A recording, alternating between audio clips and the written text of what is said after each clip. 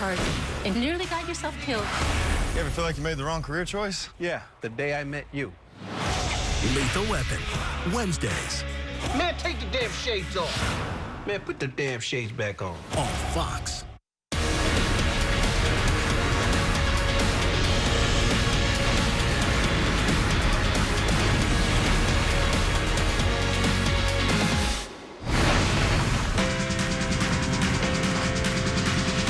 Chelsea, top of the league.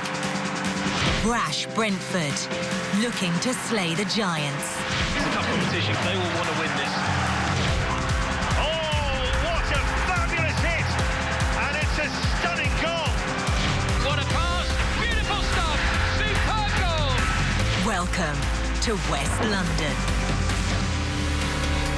Stamford Bridge in London is the site for this FA Cup fourth-round matchup between West London neighbors Chelsea and Brentford. Hi, everybody. I'm John Hurst. Welcome to Fox Sports' coverage of the FA Cup. Well, Chelsea's manager, Antonio Conte, calling this a trick game as the Blues look to avoid the upset bug against Brentford. Here's Conte's starting 11. It is a 3-4-3 formation. Asmir Begovic gets the nod in goal. He's rumored to be on his way to Bournemouth. John Terry gets a rare start at the back, flanked by Kurt Zuma and Cesar Azpilicueta. Cesc Fabregas will pull the strings in the four-man midfield, and up front, Michy Batshuayi, flanked by Pedro and the free kick specialist, Willian. For Brentford, managed by Dean Smith. They're currently in 15th place in the championship. Daniel Bentley starts in goal. They eliminated Eastleigh 5-1 in the third round of the FA Cup. Also a three-man back line. They crowd the midfield. Josh McEachran, the former Chelsea man. Keep your eye on him. He makes his first visit to Stamford Bridge since leaving the Blues for Brentford last summer. 13 goals on the campaign. Lassie Vive, the starting striker up front. So we're getting set for Chelsea and Brentford. John Champion, Stuart Robson back with your first half call.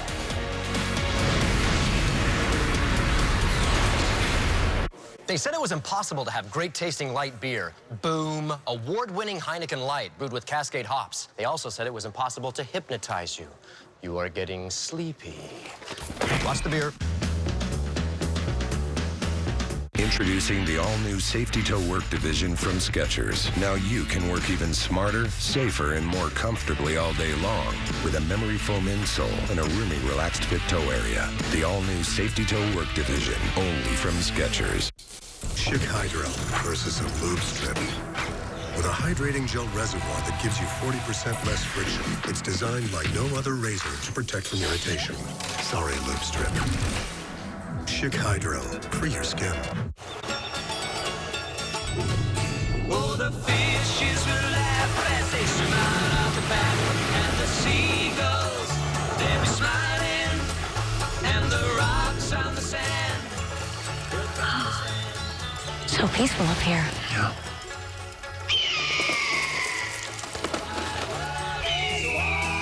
Introducing the new turbocharged Volkswagen Alltrack with 4Motion all-wheel drive. Soon to be everywhere.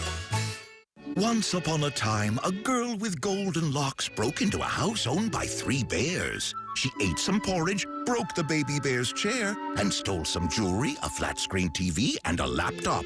Luckily, the Geico Insurance Agency had helped the bears with homeowners insurance. They were able to replace all their items, including a new chair, from crate and barrel. Call Geico and see how easy it is to switch and save on homeowners insurance. Our fans have shown us a lot of love, and we want to return the favor. With Domino's Piece of the Pie rewards, you can earn free pizza, a chance at Domino's stock, or $10,000 in store profits. Learn more at Domino's.com. Bring in the heavy artillery.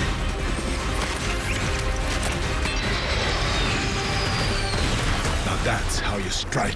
Mobile Strike. Download and play now. Free from the App Store. I was an engine man. Turning wrenches basically was the job. I got out of the military. 5 days later, I was in Wyotech taking classes. Best part of WyoTech is hands-on training. They have all the technology you would use out on the field. There's stuff you go, oh man, I remember when the instructor told me about that. Bam, job's done, you're ready to go. WyoTech provides hands-on training in fields like automotive, diesel, and collision, with specialty courses like HPPT and chassis fab, plus a dozen more. I'm Patrick, and I turned pro at WyoTech. Enroll now. Call 1-866-825-4848 today. If you want to build something, our resources are your resources. Vikings, War of Clans.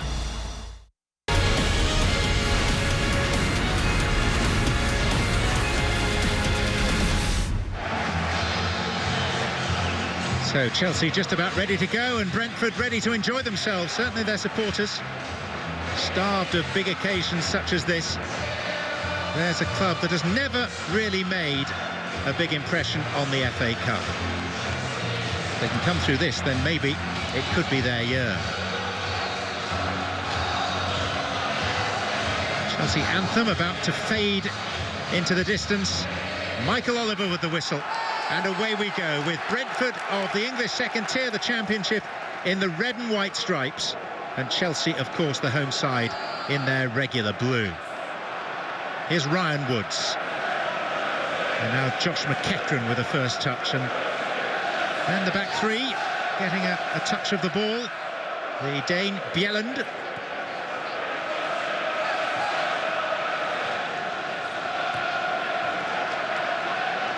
Away in part by Zuma. Well, I said that Woods would be the holding player. It looks as though McEachran's going to play as the holding player just in front of his three centre-backs. He's going to be the playmaker, try and get on the ball and make things happen for Brentford. Woods is playing that little bit further forward. Likewise, Yanaris.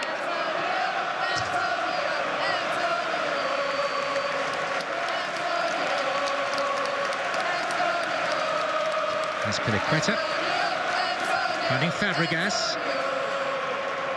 Off the chest of Batshuayi, and now it is McEachran. Still only 23 years of age.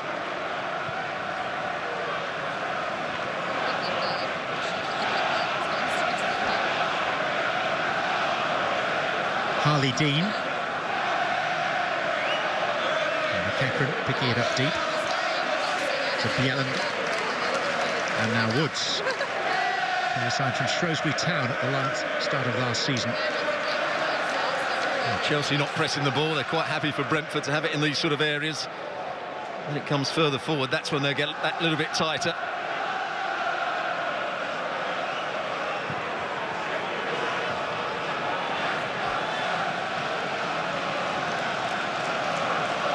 What is Brentford's best approach, do you feel, today? I don't think they can just sit back and allow Chelsea to have easy possession, then try and defend in their final third. I think they've got to try and get on the ball. They've got to try and make things happen.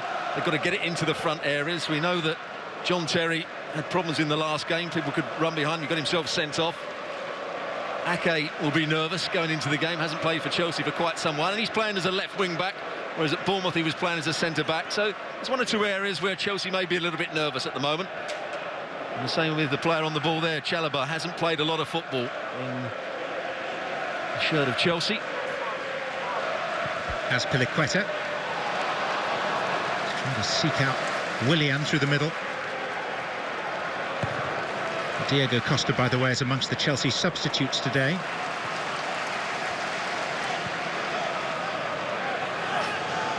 Chalobah. As Piliqueta. He's used to playing on the right of a back three in the Premier League, but today on the left with Zuma on that far side. Between them, John Terry. And he can play in any position, can't he? Azpilicueta, we've seen him play at left back for most of his time at Chelsea, with Ivanovic as the right back. And when he was needed to play as the right-sided centre-half, just fitted in very well there.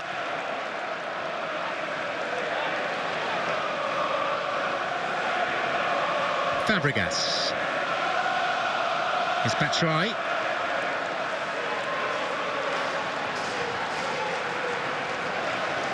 Chalobah. Nathan Ake. Left it a little short for Loftus-Cheek. It's a big game for some of these Chelsea players, like Loftus-Cheek. He's got to impress his manager. Same for Nathan Ake.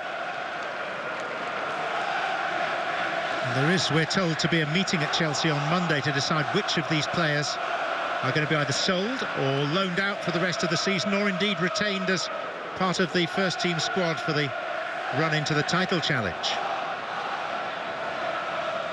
Performances today will inevitably have some sort of bearing. As Piliqueta, tied up by McEachran. Also say it's a very big game for Batshuayi, the centre-forward. When Costa wasn't playing, he still didn't get into the side, so is that because the manager doesn't fancy him? Doesn't think he's quite ready at the moment?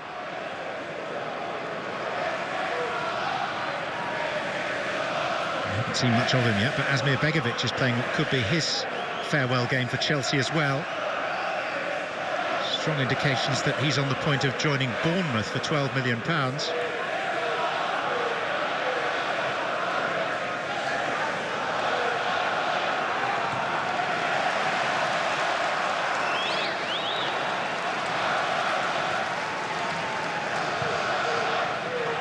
Every tire we make, we push our tires to their very limits so you can trust them at yours. Continental Tire, for what you do. So, if you have a flat tyre, dead battery, need a tow or lock your keys in the car, Geico's emergency roadside assistance is there 24/7. Oh dear, I got a flat tyre. Yeah, can you find a take where it's a bit more dramatic on that last line, yeah? Yeah, I got it right here. Someone help me! I have a flat tire! Well, it's good for me. What do you think? Geico. 15 minutes could save you 15% or more on car insurance. This watch has seen moments that last a second and moments that last forever. It's seen the road's most daring champions, man and machine pushed to the edge, and performances that redefine precision. Yet it's not until we look back that we understand that at those very moments we were standing on the edge of motorsport history. It doesn't just tell time, it tells history. The BMW i8's award-winning dual-engine technology, now available in BMW's most iconic models. Introducing the more efficient, more dynamic BMW iPerformance lineup, featuring the X5 plug-in hybrid with up to 540 miles per tank and the breathtaking acceleration of eBoost technology. We only make one thing, the ultimate driving machine. Right now, lease a BMW X5 xDrive 40e for $649 a month.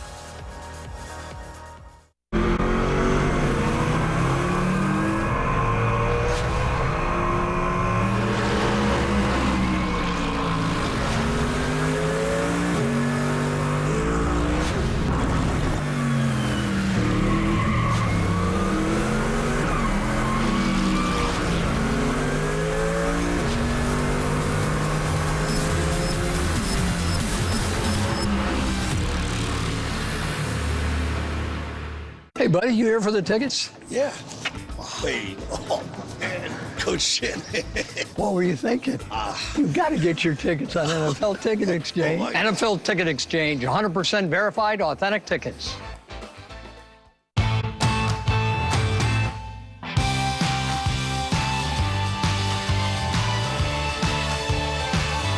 Super Bowl week is coming to FS1 and catch Super Bowl 51 on Fox.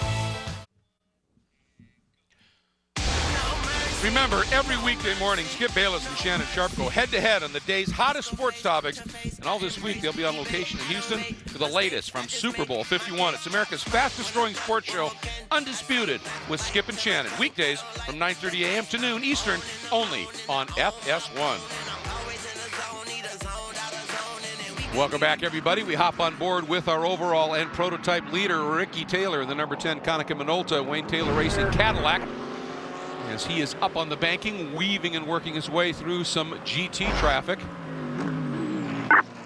And he has been able to open up a handy little 3.5-second lead. Part of it just through great traffic management, but also just sheer pace. He's turned a 136, their last lap was a 137.7 for Albuquerque. but a 1:37.1 for Ricky Taylor. But the previous couple of laps, Ricky was dipping into the 37s, and that's been enough. It has. It's about 7 or 8 tenths off the fastest lap of the race, which was set by Max Angelelli late in the day yesterday in perfect conditions. Bit more track temp there at that stage, and not the greasiness, I think. So certainly showing what they have underneath the hood of that Cadillac right now in terms of power and performance. What an impressive debut by so many of these new brands that we're seeing in the WeatherTech Championship. How about this run where it's the first time we've really talked about him here, and now in a podium position, the 28 Allegra Motorsports Porsche of Michael Christensen is up there. Like I said, that's your top 3 in GT Daytona. And coming to the stripe, and a great run by Connor DeFilippi. Pops to the outside, but it was a little too late, Cal. It was, but look at that. Christensen is right there. He's a Porsche factory driver. He'll compete in the World Endurance Championship there in one of the Porsche GTE Pro machines. And this team, this little team from Allegra, brand new race car, got it at the December test. Young driver lineup, celebrating 10-year anniversary of a class win at Daytona. What a story that would be if they get around these 2 cars in front of him. We're on board right now with the 33 car, looking back from Jerome Bleekemolen. We hear Chris talking about Land Motorsport, that number 29 car. I mean, the 2 lead drivers for that car, Connor DeFilippi and Christopher Mies, they tied for the ADC GT Masters Championship. So it is a team that has a lot of experience and a lot of success in these cars. But tell you what, just great, as you pointed out, Cal, to throw in. I mean, you look at what we have in this top 3 right now. The Mercedes-AMG, his first appearance in the WeatherTech Championship, albeit with a superb driver at the helm. Then this team coming over from Europe, and then the Allegra team, as you talked about, father and son, you know, on board. Just a great story. It really is. There's a little bit of a balance of performance with the Mercedes, got a little less restrictor after the recent test before the race week, and the drivers were sort of like condemning that a little bit, but certainly in terms of lap time, it's got the performance. Gets off this bus stop chicane really well, stretches it there. Right at the top end, it may be a little bit down, but it's a pretty even playing field. You'd have to say the series has done a tremendous job with all of these new cars being integrated into the various classes in terms of it's been a great motor race. I mean, just look, you know, not only at the different manufacturers, you have 3 different in the top 3, but the different configurations of the power plants. There you can see it right there, Greg.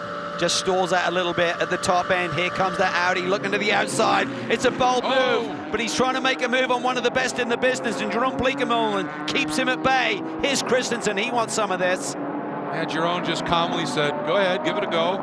A little bit of opposite lock coming out of that turn, and that's it. And Christensen now looks to the outside. Not quite close enough here, looking to do the over-under, and DeFilippi protects that nicely. This is great stuff. This is. I joked with Michael when I met him a couple of years ago. I say, you're from Denmark. When you're getting a reservation for dinner, do you just say Christensen table for 2 and they go straight in? He laughed, but he's making his own name in motorsports other than TK. I don't remember exactly what point Bleekemolen got in. I remember they got him in close to 4 hours to go last year in the Viper, and I mean, this isn't Bill Riley's first rodeo, so I'm guessing they're safe on drive time, but he's been in that car a long time already, and there's still an hour 12 to go.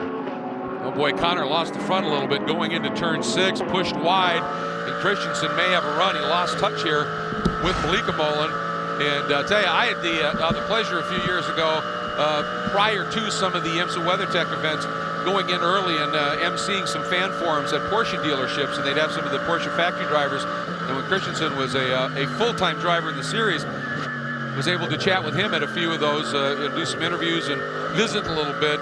And not only an amazing talent behind the wheel, but just a fun, genuine person. It's great to see him get assigned to this relatively small team and be now playing a huge role. Well, like you said, they've been flying under the radar. Yeah. You know, we've seen them a few times on camera and so forth, but Carlos de Quesada and his 17-year-old son might be the youngest driver in the race. If he truly is 17 years old, he would be. That's a tremendous, if they are able to pull it off. Now, as the top 3 move down into turn 1, the car that's chasing them, the number 93 Acura of Andy Lally, is sitting right there in 4th. And Chris, obviously that team is having a tremendous run too. Oh, really an amazing run for their debut race, and Graham Rahal part of this program. And Graham, I was just looking at times, and some of these teams are clicking off some of the quickest times of the race. Andy Lally was right there when we went back to green, but now time's starting to fall back a little bit. Is that Acura okay? Yeah, it's okay. You know, we've struggled for ultimate pace versus the Audi. Mercedes a little bit in the Porsche all week in all roar tests. So, you know, we knew if it dried out, it was going to be tough for us, but our car's a little banged up. We lost part of the splitter. About a third of the front splitter's gone from overnight. So we're losing a lot of aero. And Andy's doing a good job just trying to muscle this thing home. And it started in the middle of the night, and it's been, even in the rain, the last part was difficult with balance. But I got to say, for the first race, this car is fresh. It's new. It hasn't had a whole lot of laps. And for it to be running like this, it's impressive. It's really impressive. Everybody at Acura, HPD, that's done a lot of work on this. It's awesome to see. Now, when I spoke with you and Ryan Hunter-Reay last night, both of you kind of said the same thing. We're not GT drivers. We're still trying to figure this thing out. After 22 hours now, you kind of have it figured out? Yeah, I mean, it was fun. You know, he and I both got to go out in the rain, which we were both talking before. We had never driven anything with a roof over our head in the rain. And we went out there and we both went to the front and led, you know, we're 1 and 2 there for most of the night. And had a lot of fun. It was a great time, but you know, ultimately you got to have a guy like Andy in it to finish. He's won this thing 5 times, so we're going to trust his skills. And who knows? I mean, the Acura seems to be very fuel efficient, so you'll pit at the beginning of the pit window. Maybe we'll get some luck, but ultimately, Shank, this entire team's just done a great job. Really proud to be a part of it. It's a lot of fun. Yeah, there's still time left. You might get your second Rolex. Jamie? Well, Ben Keating is one of the co-drivers of the 33 GTD AMG Mercedes. You guys were hanging on, and just now you were passed for the lead. Do you feel like you have something here for the next hour to hang on and perhaps bring this car, which you're racing for the first time, to victory? Well, we're very excited to be here in the AMG GT3 car. We've got really good handling. Unfortunately, we don't have top speed. Both the 28 and the 29 are really, really fast on the banking. And it's hard to hold. You can't hold anybody behind you in the banking. So you got to see it or hear about it. So I haven't seen it yet. I'm disappointed. Jerome's been driving unbelievably well. We've got 1 pit stop left. And, you know, the reason we're in the lead now is because the team had an unbelievable pit stop. Last time we passed the 29 car in the pits. Maybe we can do it again. But I don't know if we have the top speed to be able to hold them there to the end of the race. So anything can happen. Fingers crossed. Ben, you've been an Iron Man, not just this car. You started out last night for 3 stints, but you've been double classing it, going back and forth. How are you holding up? Pretty well. I will say, you know, driving in the rain in an open cockpit LMPC car last night, 45 degrees with no jacket. My fingers were numb. It was one of my more miserable driving experiences. It was terrible. I was supposed to drive for 3 stints last night. And I had to come in. I was just too cold. Everything was numb. You know, from my fingers to the feeling in the car, I couldn't tell what was going on. It was so cold, no grip. And I was really happy to get out of the car, actually. And that never happens. I want to drive forever. Job well done. No matter the outcome, good luck. Hey, thank you very much. Yeah, usually when you're double classing it, by the end you're doubly gassed, and he's got some good energy. But at the latter part of that interview, that car dropped now to 3rd. Jerome Bleekemolen getting passed by that 28 Allegra Motorsports Porsche in the hands of Michael Christensen. What a story.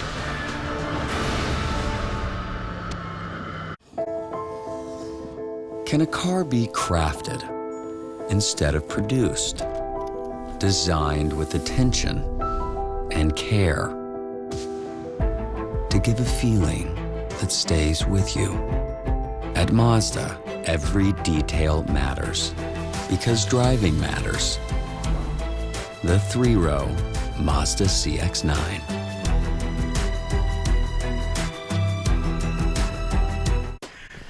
No getting through now. You sweet on a tiny horse.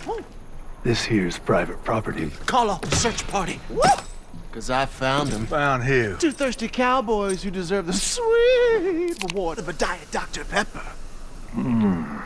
That's mighty sweet. Told ya. That's some fancy rope work. Use a hand like you on the ranch. Sorry, Buckaroo. Little Sweet's just passing through. What'd that fella say his name was? Diet Dr. Pepper. It's the sweet one. There's a place where you really live, where you can do what you love to do. Whatever you do, get there with Continental Tires. Save money without compromising control with Eco Plus technology. Continental Tire. For what you do.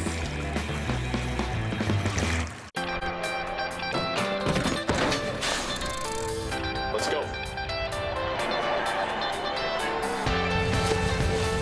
Let's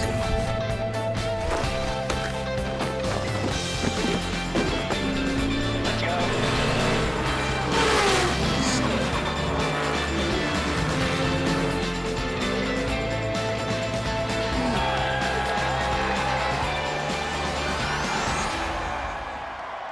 So much fun. How about a staycation?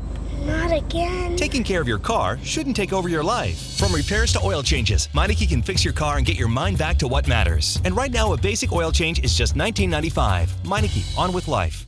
We're taking Never Ending to the next level at Olive Garden. For the first time ever, Never Ending Classics starting at $11.99.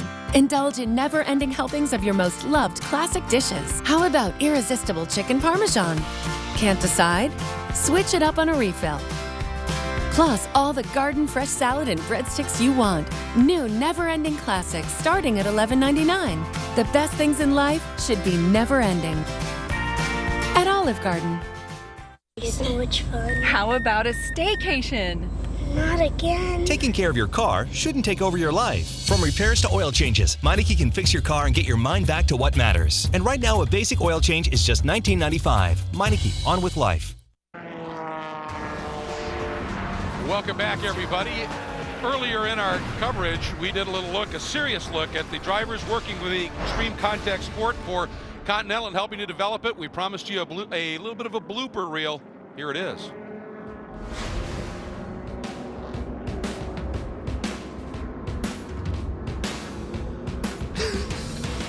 That's just downright scary.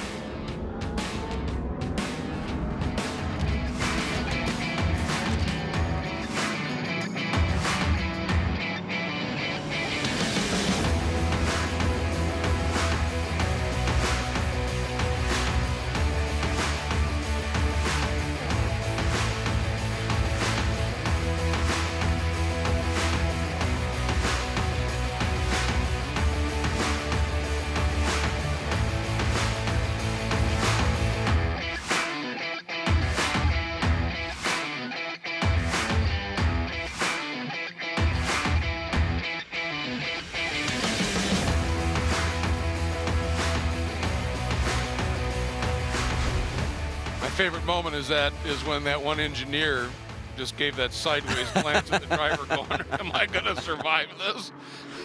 Pretty cool. Oh, fun stuff. They're having fun, but those guys, what a group to have together. Really been developing that new extreme contact sport tire for Continental. Launches next month, February 15th. Go to your local tire store and check it out. It was developed by some championship-winning drivers here in the WeatherTech Championship. Absolutely. Big damage to the front of the 93 Acura. Of course, that's the car that currently sits in the 4th spot. And they've had problems with the arrow on the front of that car for a while with splitters and bits and pieces bent. They've tried to tape it, but something just released completely there, didn't it? I think it's all related. The bracing underneath that lower front part has been broken. It's what allowed the splitter down on the ground, and I think it's what probably caused that latch to fail over on the right side. That's why we're under caution, because that entire nose section, top of the front, actually just flew off and sitting in the middle of the track. I'd have been curious to see what sort of pace Andy would have had if he had a front splitter that was complete and without the bodywork damage, because he was only a couple of tenths off those top trio, running in the 4th position. So certainly the balance would be hurt in terms of the front downforce. I'm sure they could have made some adjustments there with tire pressures and such, maybe reduce the rear wing angle as well, so not induce too much understeer in the car. But now the question is, can everything else hang on there, and what's it going to do with that basically front end completely missing? Of course, Andy Lally has something of a history, doesn't it, Cal, of being absolutely stunning at the end of races. And obviously this is going to take away from the show he might well have been able to put on, but nonetheless, boy, what a wonderful story for this team. It is, and for Andy, this is a big move. He ran with John Potter and the Magnus Racing team for so many years, and I'm sure John's watching this race. We wish you were here, buddy, and look forward to seeing you later in the season. But even so, whenever Andy Lally is picked up, when he's available, and Mike Schenk realized that maybe Magnus would not be back for this year, and he was out there shopping, the deal was done pretty quickly, I think, because he's a stud. He gets the job done, and he can make moves where other guys just can't seem to make them. Well, there's a funny story to that, because Lally had decided, he'd passed up a couple of other opportunities thinking he was going to stay with Potter, and when they decided to get out of the WeatherTech series, he had just gotten the news, and so it was at Petit Le Mans. He says, I guess I'd better go walk down pit lane. He says, I walked out of the trailer after getting the news, and I walked down and I saw Mike Shank just sitting there, and so I walked up and said, hey, what do you got going on? And Shank says, well, I think we're full up. We've got all our guys. Our last guy that we need is that we want, and everyone's on board.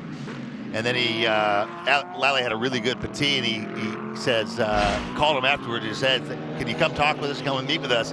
And just literally from that conversation, walking down pit road, and I mean, you would think Andy Lally would have been the first guy they went to, and maybe they did earlier, and he was happy to stay with Potter, but it's funny how things work, and he's a really good guy to anchor them. And I think that whole group are very anxious to have some American drivers on board. They've certainly got that with Jeff Siegel, Tom Dyer, and doing the Enduros as well. So, it's a great lineup. I mean, they've got Oz Negri as a silver and Catherine Legg.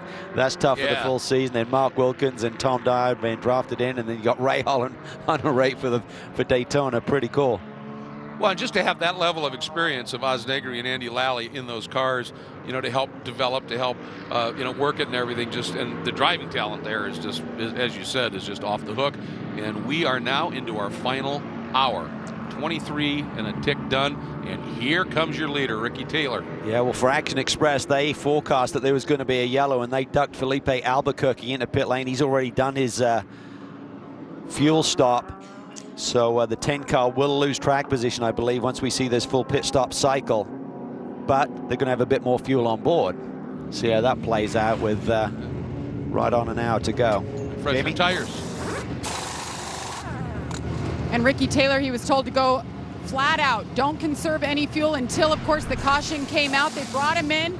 It'll be a 4-tire stop. No changes. He's been really happy with how the car's been handling since it's been dry today. There's a lot of heads, a lot of hands in the prayer position.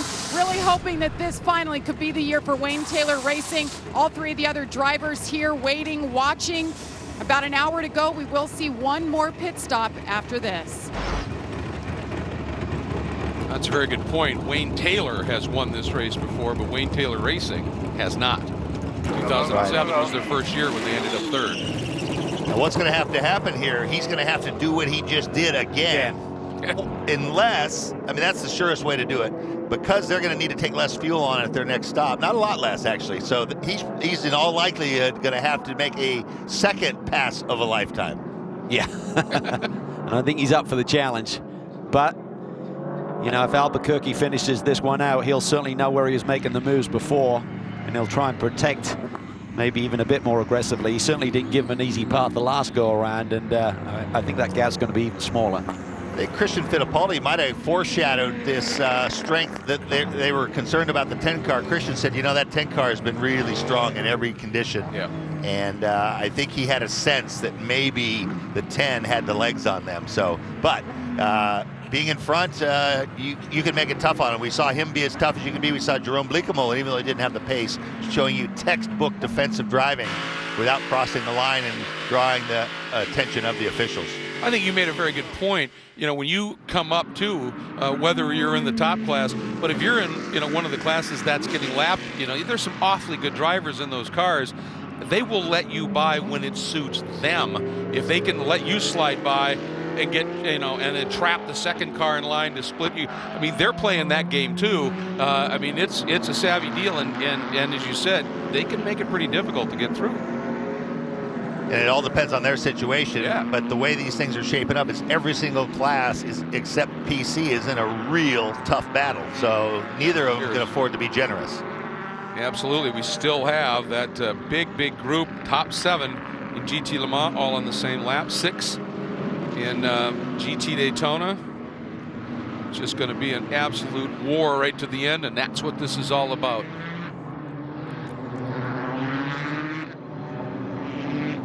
Some pretty spectacular racing. Expect all these GT cars to hit pit lane 52 minutes since their last stop, so they don't have a lot of fuel on board anyway, but it's going to be a stretch for them to get to the finish. They probably have to go into fuel save mode a little bit to not need a splash of fuel. Look at this. Boy, oh boy, pressure is on to execute. Don't think we're going to see a lot of driver changes, but certainly 4 tires. You want your sharpest knife for the end of this one. 2 Fords hit first. The 3rd Ford comes in, the Porsche, and then the Ferrari comes up to the Risi pit.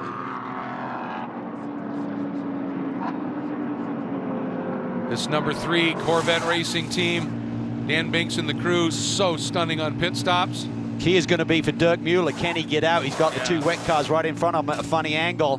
Even if he gets serviced quickly, can he get the cut in the car? No, they're having to back him up, I think. Here comes Garcia. Yeah, Corvette easily around. Look at that. Dirk Mueller really tight to get out of his pit box. What can Risi do? Can Risi beat him out? Remember last time the overlap? Risi up to 2nd. Dirk Mueller was boxed in. So Garcia and Corvette to the lead. We'll be right back. Get ready, get ready, so get ready, get ready, so get ready. Goal for the United States. Friday on FS1, Josie Altador. There it is. And the captain, Michael Bradley. He's not going to miss from there. Lead the U.S. men's national team against Jamaica. Friday, U.S. men's national team Jamaica at 7 Eastern on FS1. All a part of Super Bowl week. And be sure to check out Super Bowl 51 on Fox. This watch has seen moments that last a second and moments that last forever. It's seen the road's most daring champions, man and machine pushed to the edge, and performances that redefine precision. Yet it's not until we look back that we understand that at those very moments we were standing on the edge of motorsport history. It doesn't just tell time, it tells history.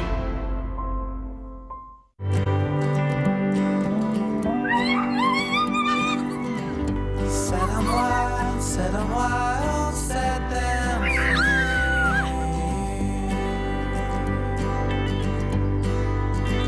You cannot lose, so go ahead, set 'em free.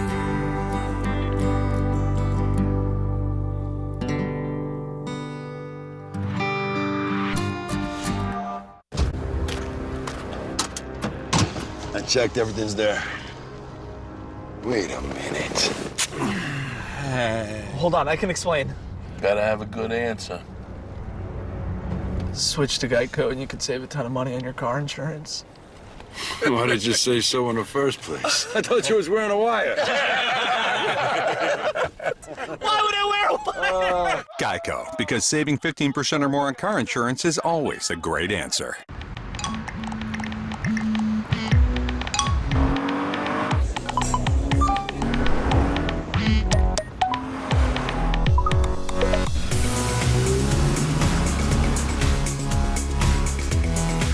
Some things are simply impossible to ignore. The strikingly designed Lexus NX Turbo and Hybrid, the SUV that dares to go beyond utility.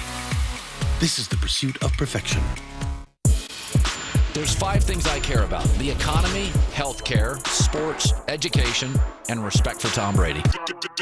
I am inspiring America. You and I have a lot in common. Like this. Yeah. To be interesting, you've got to be interested. I'm not trying to be relatable, I'm elevatable. Colin, you're on fire. I may have just changed the entire world.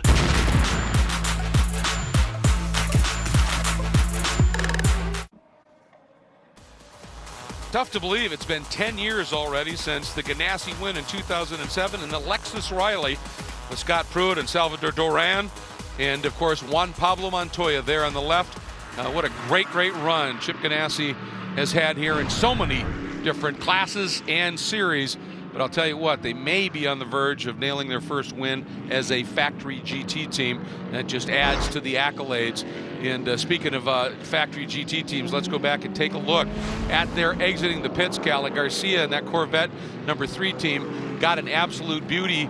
Risi, when it exited, almost had that same scenario. But this strategy is what's interesting too, isn't it? Yeah, it really is, because the Corvette seems to be getting the fuel in the car really quickly. We've seen that on the last couple of stops. Last time it was like Ford versus Ferrari, about the same, but because Dirk Mueller was boxed in, he suddenly lost track position. He's back in the 3rd spot. But all of these top 7 cars on the lead lap, on the same strategy, with 51 minutes left on the clock right now, they're doing a little bit of fuel saving, which they would be doing under caution right now, and if they can do it during the stint, they might be able to squeeze it to the finish without a need for a splash. What are you hearing down there on pit lane, Chris?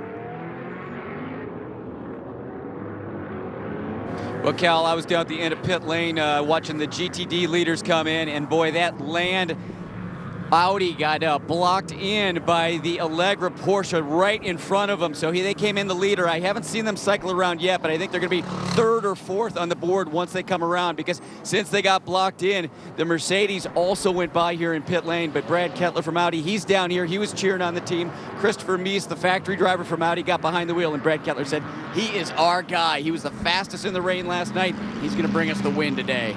And I tell you what was cool is Mike Peters, who was Brad Kettler's right-hand man for so many years with Champion Racing, so much success together. He's running that car as well, so it's really cool to see a lot of the Champion guys there. Jerome and Mark, they're over in the Audi hospitality, so great to see a very familiar group here back at Daytona. But it'll be Mike Peters' very first win, so I'm sure there's a lot on the line there, and it doesn't seem like that last pit stop was ideal. Yeah, it was a small world. And, you know, if you're a competitor and you're parked right next to somebody you're racing, when you make your move into the pits, you're not going to be terribly generous in how you park. That's all part of the game, and you have to deal with it. Chris, you were spot on. He dropped back to 4th. How generous is that wheel at number 31 going to be in terms of allowing the 10 around? Not too much, it looks like, as we're coming up to green. Oh, look at this. Oh, wow. Ricky got boxed. The 90 car flies by. Now the 90 car down a lap once again, isn't it? I think that was. Yeah, they're down a lap. Okay. So Mark Goossens would very much like to be able to get up to Albuquerque and get around. But yeah, Ricky absolutely boxed. I'll tell you what, that's a little bit of dirty pool with that 31 car not going, because you cannot pass until the green and Ricky flies. locks up, just like Jeff Jordan did on cold tires last evening. Ricky gets it a little bit wrong into the brake zone for turn 3. Hopefully didn't flat spot those tires. Tommy, I agree with you. It was one of those deals where Ricky felt like it was time to go, and when he pulled the trigger, the car in front wasn't going. He couldn't jump out and go past him. He would have received a penalty, so I wonder if the officials will look at that. I'd love to have a chat with Wayne right now. Yeah, Mike Probably Conway not on air. Mike Conway on board that 31 at this stage, but look at this battle. It didn't take long for Collado to sneak around Garcia, did it? It did not. Mueller's got a run on the Corvette. Now we're getting a report. Restart is under review. Dirk Mueller looking for a lane. He gets a run. He tucks to the inside early. How much room does he give him? He gives him the lane. Dirk Mueller should move in at the 2nd position right now and go chase after that Ferrari for the win. Into the bus stop. Mueller solidifies it, so it's Ferrari, Ford, and Chevrolet. The 62, the 66, and the 3. Tell you what, Garcia has been awfully clean. Yeah. One thing, I wouldn't be giving that much racing room in the last hour of this race. And he was exceedingly tough earlier in the event, but he seems to have softened his stance just a little bit. Say that again, Ferrari, Ford GT, and Corvette. It sounded spectacular, didn't it? The manufacturers in GTLM. The Ferrari, though, seems to have had the legs on the straightaway. What will Mueller have here in the closing stages? And here is a look at the battle in GT Daytona. Once again, the 28 Allegra car leading. Oh, this is maybe what we're talking about, one of the reviews here. Look at that move by Mies. But the problem is, were they green? Well, remember, the prototypes are way down the road here, so you can see people starting to make moves. Once it's green, you can go. You don't have to wait for the stripe. You go off the radio, your spotters are telling you green, green, green. And Mike Peters is running that crew. He would have been all over that. Well, Kettler was right on Mies, wasn't he? He went. The only thing that they would have been looking for was, were they laying back trying to get any kind of an advantage? But right. That was 4th to 2nd right there. There really is no advantage because, as you guys said, as soon as the green comes out, you're racing. It doesn't matter if you're back in the bus stop. So it's not like in NASCAR where you line up 2 by 2 and it's easy to see the gaps. There's always these different class deals, and so I've never heard them penalizing for laying back. There's a little whiff of smoke out of that right rear. I don't know if it's just the overflow. You and I saw the exact same thing, Greg, on the 66. A little bit during the stop, there was some wisping going on. Could just be the overflow. Should be full of fuel after the stops, and maybe something in the catch tank just out of one of the breather tubes a little bit on the right side. 66 teams performance, and the 62s for that matter, very reminiscent of Le Mans last year. And it was Dirk Mueller whatever you need here, who closed the deal and brought the car home to victory. But this Ferrari seems a bit tougher on this day. It looked like is the gap identical that whole way around? You have to look for something in traffic, because that Ferrari's given up nothing on the straightaway right now, even in the draft. And I tell you, we keep talking about it. They definitely tuned that thing up here in the last couple of hours. Yeah. It's found some straightaway speed. Boy, hasn't it? By the way, folks, when you hear that sort of weird sound on the onboards when the Ford is off throttle, under braking, heading into a corner, that's the electronics management keeping the turbos spooled. It is just a bizarre sound. You should hear it from outside the car. Anti-lag technology. Yep. No action, by the way, on that restart. They looked at it and said, yep, they were green. They went racing in a and a problem moment. for the 15. What frustration for this program. First, the incident with Pruitt very early in the race took one of the cars out. Now Jack Hawksworth in the 15. Other than the hood popped up like that, I didn't see anything, any other kind of damage. I wonder if it just released. Odd play, yeah. Yeah. Well, if you can't see where you're going, you might pull over. You better stop. Yeah, absolutely. Yeah, Greg, just listening to the team on the scanner right now, and they're talking to Jack Hawksworth behind the wheel, and Jack is just saying, hey, the hood just came up on me as I was going down the banking, so I wanted to try and get over here into pit lane. The team tell him just pull forward a little bit. It's safe, as we see this Lamborghini get around him, and they're going to stop the Lexus right there. The team probably come down and push him back now. Hopefully they can do that without the need, and they have gotten him down onto pit road. That's good to see. It's always scary down at that far end of pit road, the way the road course comes in. It's very near those final pits, and this is getting intense. Dirk Mueller really now all over the back of the 62. And behind those two guys, look at that battle there. Pilet's very much in the mix. There's Tony Kanaan looking to the inside as well, trying to get around the Corvette for third. I've been really impressed from the onboard shots of this new 911 RSR. Watch how, the steering inputs, really little drama. So we're early days, at least the race life of this car. Slides it to the inside. There's a big hit. Pilet really aggressive there. A little bit of argy-bargy with the watch on the line. I think he was a good ways alongside, though. I'm not sure you can really fault him. Well, Tony went in there, and you tend to float the car up, and he had the grip to tuck it to the inside. There's definitely that wisp we were talking about. Yep. It just kind of shows what I was just talking about, that new 911. He really seems like he can put it wherever he wants. Really, really stable platform. Be interesting to follow the 66 here in these last 43 minutes. Is it just a catch tank that's full, or is it a problem on the power plant? Are they having to save fuel as well, Brian, right now, running this racy pace? We only see it in that one area of the racetrack. You're getting that. It's right after that really long, low, sharp left-hander. And here comes one of the prototypes. That comes in. He's going to cleanly, looks like, get around. They're not exactly leaving Garcia behind. He let him by relatively easily, it looked like, but he's latched on. Oh, wow, look at that. Collado there just thought he had a big gap and was going to try and control that traffic, and suddenly Dirk Mueller was all over him. Thought he saw an opening. Does Collado have a problem? He suddenly has lost a lot of speed in that Ferrari through that sequence of turns. Well, you wonder about fuel savings on both of those cars. Have they turned it a little bit more lean to make sure they're going to get to the checkered flag? Well, the best way of saving fuel is to coast. Maybe Collado was just in coast mode there through the entry to turn one. Maybe they feel they've got enough in hand and could do that for just a little bit to ensure they've got enough fuel in hand to get to the end. They have been pretty impressive, but of course, so has that number 66 Ford GT. We're heading in to our final 40 minutes of this one. We'll be there when we come back.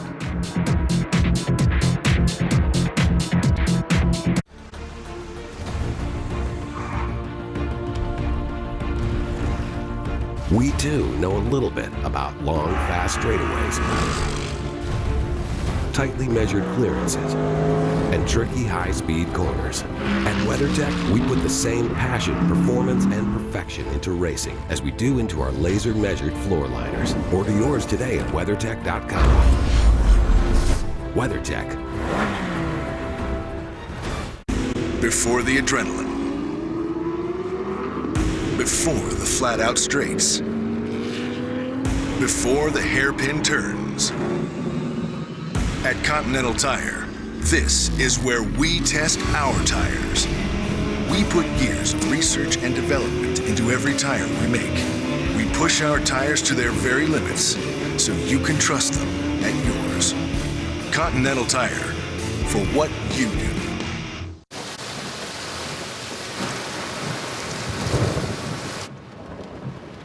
Says it won't let up for a while. The Cadillac XT5. What should we do? Tailored to you. Wait it out. Equipped with Apple CarPlay compatibility. Get this low mileage lease on this Cadillac XT5 from around $439 per month. Or purchase with 1.9% APR financing. Experience the best of sports car racing with the new IMSA mobile app.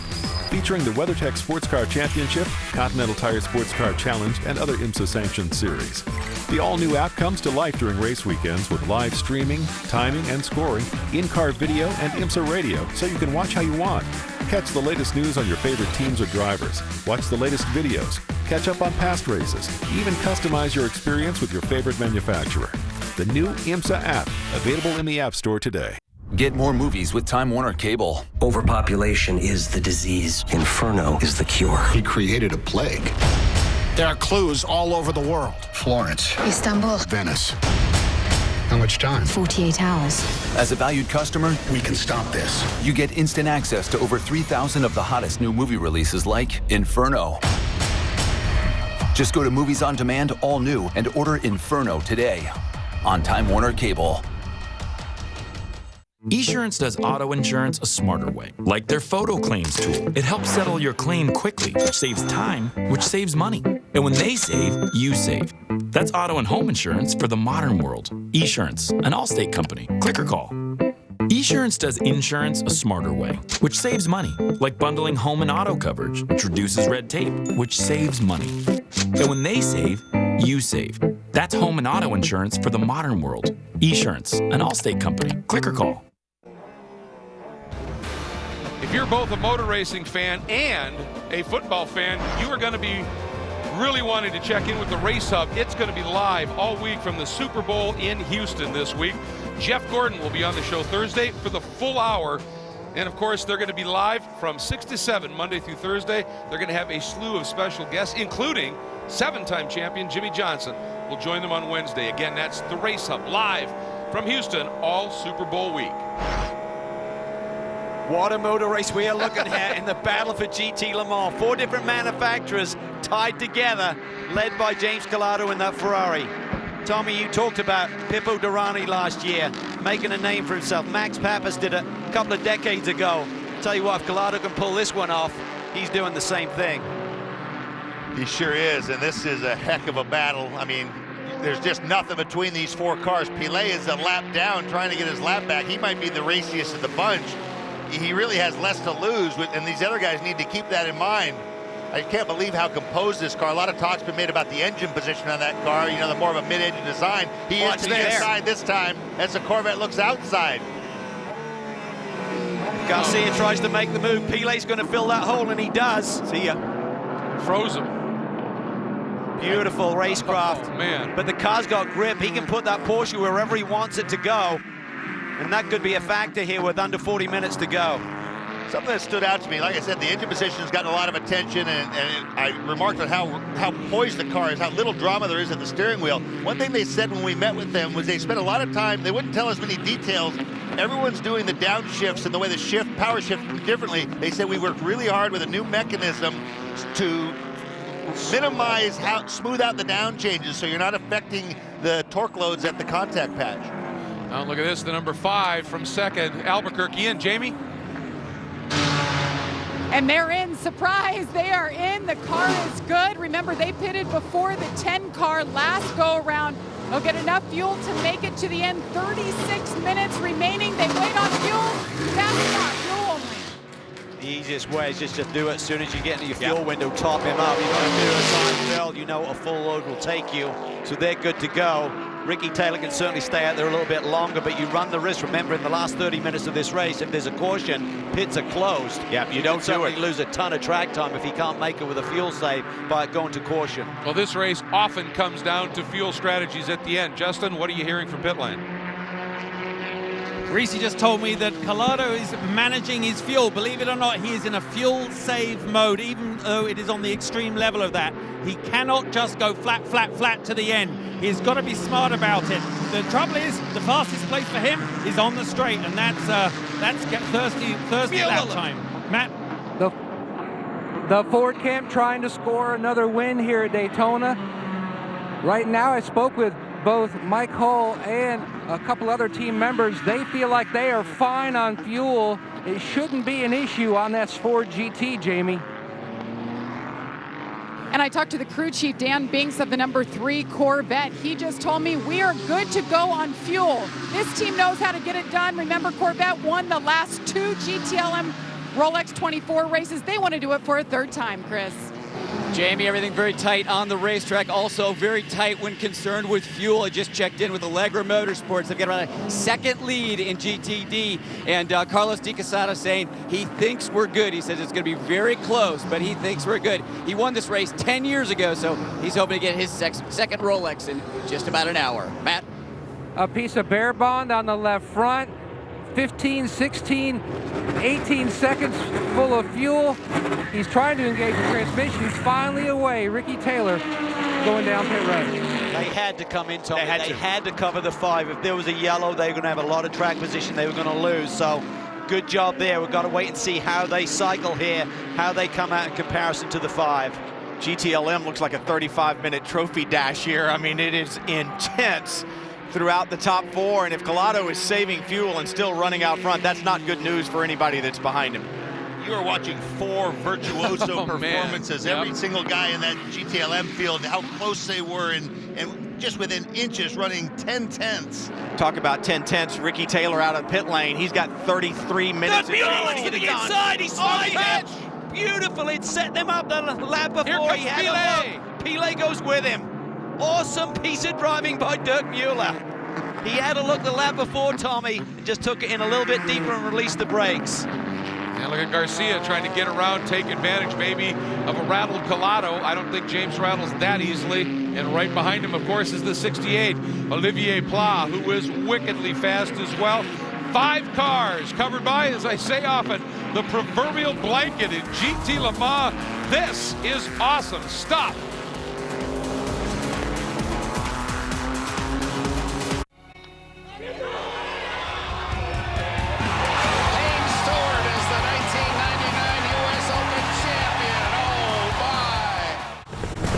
Anticipated moment in racing. It's one of the great scenes in all of sports. 500 miles.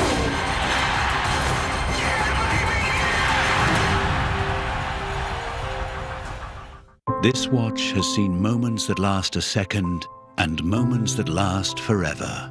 It's seen the road's most daring champions, man and machine pushed to the edge, and performances that redefine precision.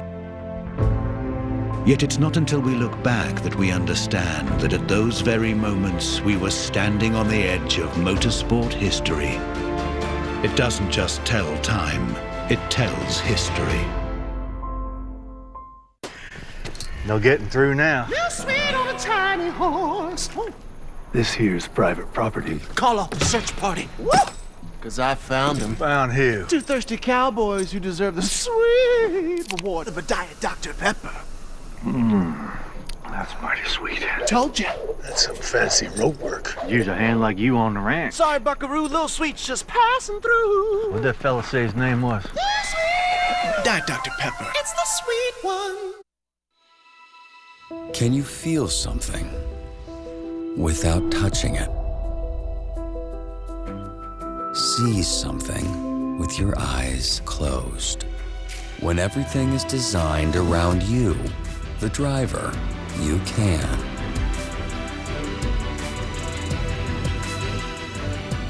The new Mazda 3.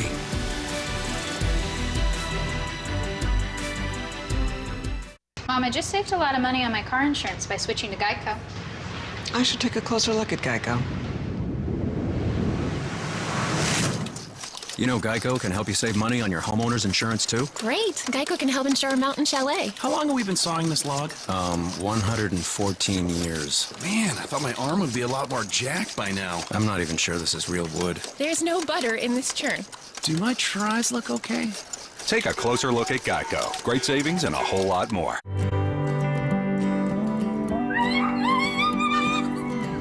Set them wild, set them wild, set them free.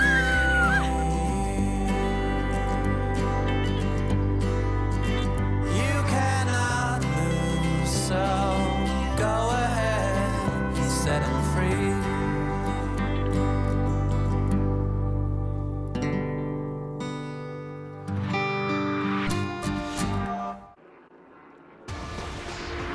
30 minutes remain here in the 55th running of the Rolex 24 at Daytona. There is your overall race leader, Philippe Albuquerque, in the Mustang Sampling Cadillac. But we want to go back right now and take another look at the move for the lead in GT Le Mans, guys. It was stellar. And watch this. This is, look at that, just with commitment. And by the time Collado knew he was there, he was all the way alongside. Little hip check, but there's no way the officials were going to get involved in that. I think he kind of put him to sleep in the previous lap by not doing it, and he just gathered himself up and struck. You could see the opportunity from that previous lap. Collado was slow there. We thought maybe there was an issue, and Dirk Mueller, he put that on up there. He really knew that he could make a move in that corner and just release the brake pedal and slid it down the inside. It was perfect. Yeah, he showed absolutely nothing. Absolutely nothing. It was a surprise. Collado, I think, never even knew he was really going to be there and tried to turn back down on his normal line. Too late. The Ford was there. Beautiful. And you made a comment in break, Brian, about what do you do now for Risi? You know, if you're Risi, do you turn it back up and go? You don't have a lot of time left inside 30 minutes, and you're not going to get past the guys in front of you very easily. You need to go. Oh, we have a caution. Uh-oh. Well, this is the 20th caution, but we're in now officially the final 30 minutes, which means it's what they call a short yellow. Pits will not open. And this is why once the 5 stopped, the 10 had to stop because the pits are closed. And there will be no wave around or anything like that. So that reordering of the field, that doesn't happen on a short yellow. Oh boy, and the 93 Acura that has been so impressive, that shed that top bodywork a little while ago. Deeper problems at this point. Oh, look, he just moved it. But we are cautioned. As soon as that car moves, essentially, once the field's gathered up, we'll be back to green. This could help out a lot of the competitors in the GTD category, ironically, because they're going to be really tight on fuel. The GT Le Mans cars go a little bit further with their fuel capacity, but the GTD cars are going to be really tight, so this will certainly save them some fuel. They'll immediately turn it back, go to full lean, save fuel, and they could be good to go as well. I have to correct something that I said. I said Pelé was a lap down. I must have looked at the monitor at the exact wrong moment. He is not a lap down. Oh, no. He is going for the lead. Hopefully you guys don't listen to me very closely. He is second in GT Le Mans right now. We have to get a couple of more breaks in before the checkered flag. We're going to steal one right now so we can bring you as much racing as possible. Stay with us.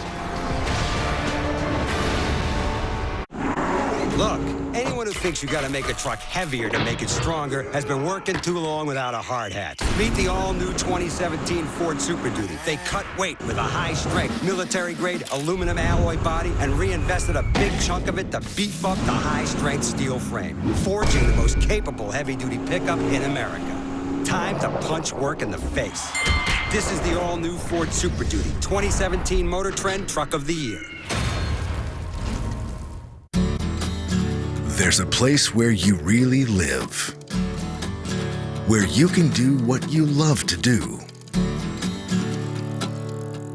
Whatever you do, get there with Continental Tires. Gain miles and save money with Eco Plus technology.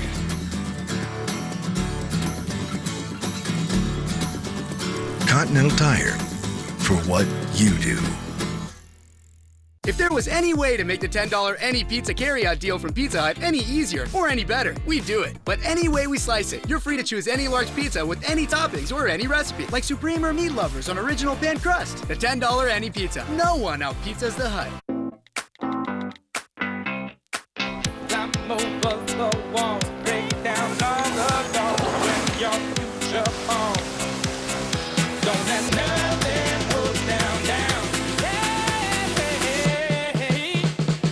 Whatever you're getting ready for, come into Supercuts. We pay attention to every detail and then finish with our signature hot towel, so you feel clean, sharp, and not just ready, but super ready. Check in online today. UFC Fight Night. The Korean Zombie makes his return to the octagon to face the 9th-ranked Dennis Bermudez. UFC Fight Night, Saturday at 6:30 Eastern on FS1 Super Bowl week. And watch Super Bowl 51 on Fox.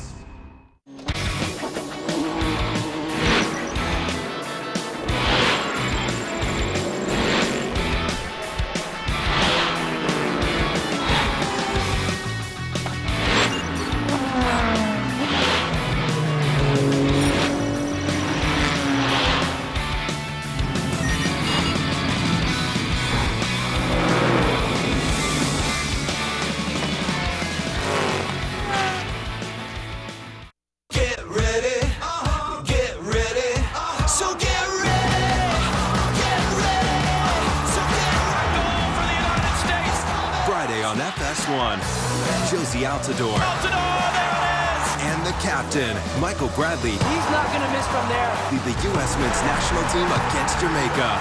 Friday, U.S. men's national team Jamaica at 7 Eastern on FS1. All a part of Super Bowl week. And be sure to check out Super Bowl 51 on Fox.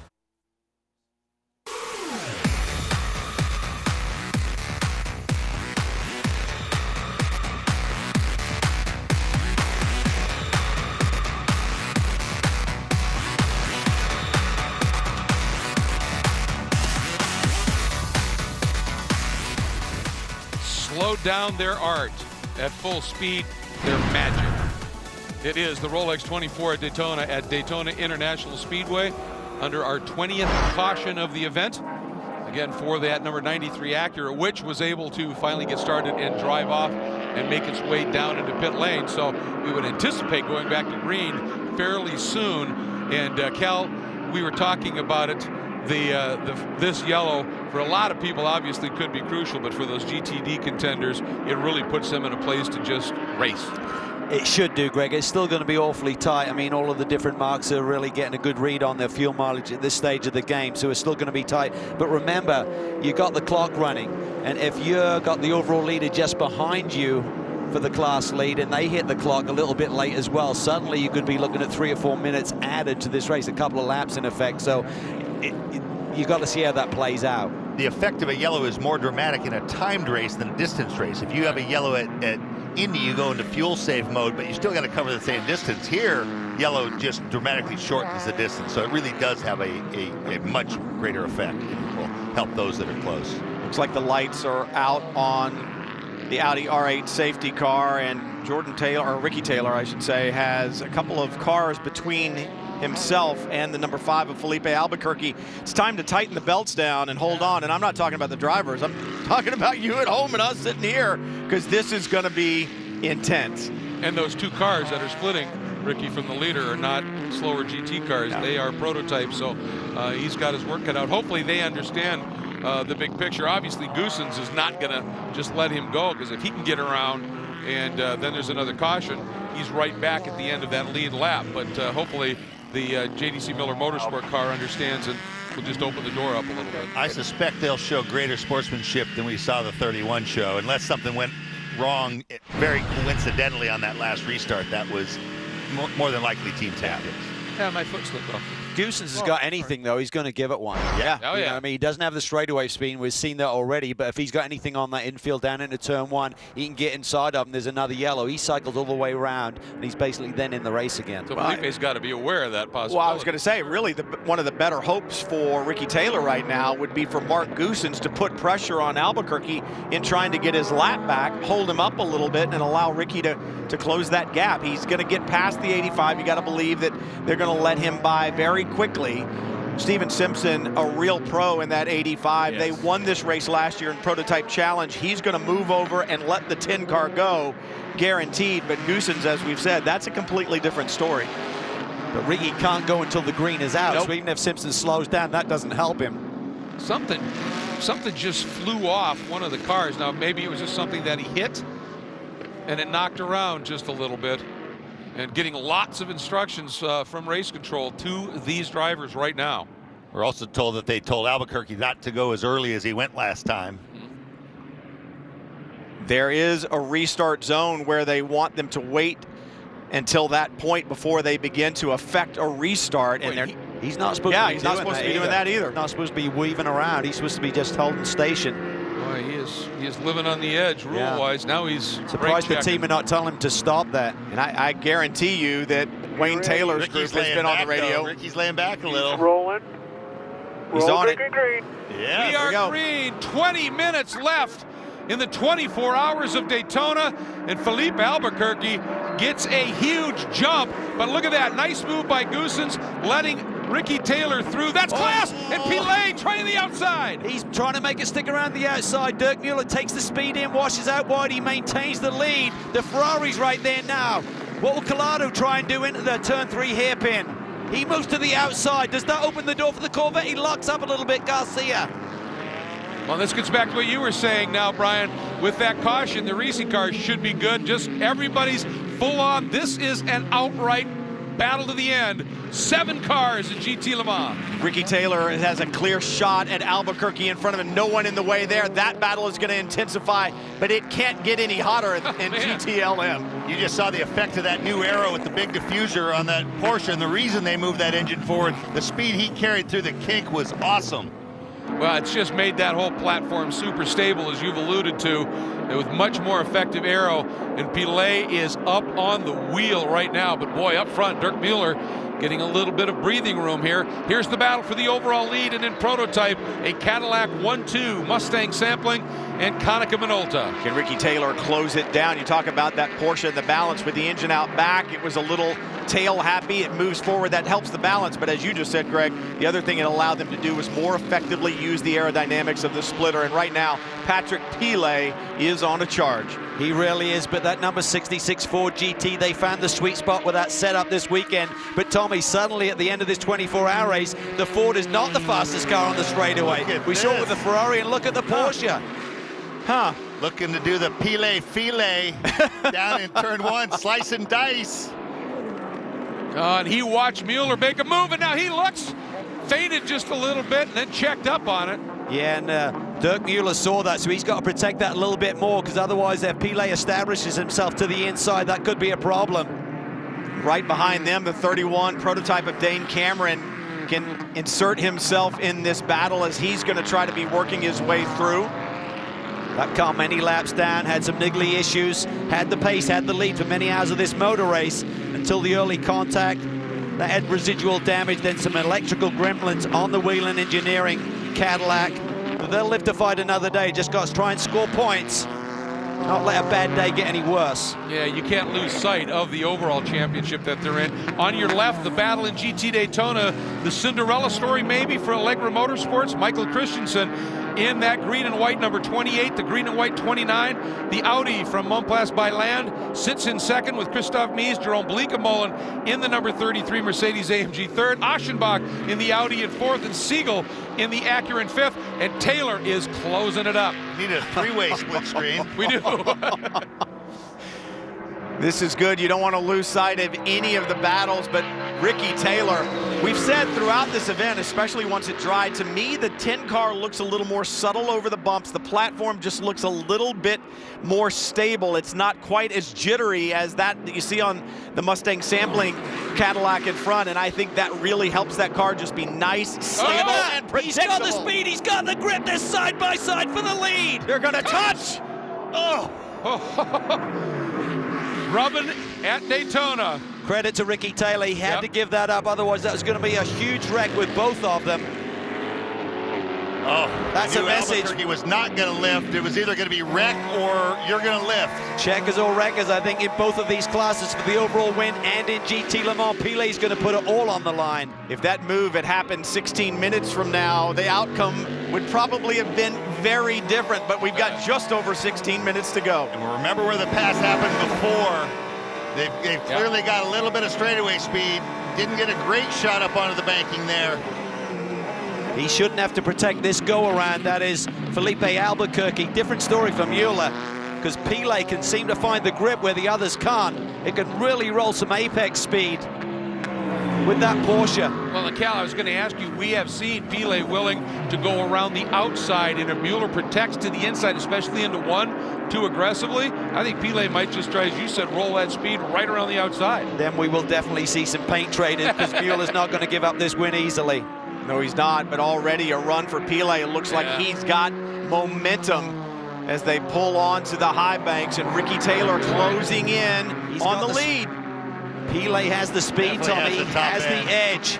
If he can get any closer, it's going to be a huge problem for Dirk Mueller to hang on with just over a quarter of an hour on the board.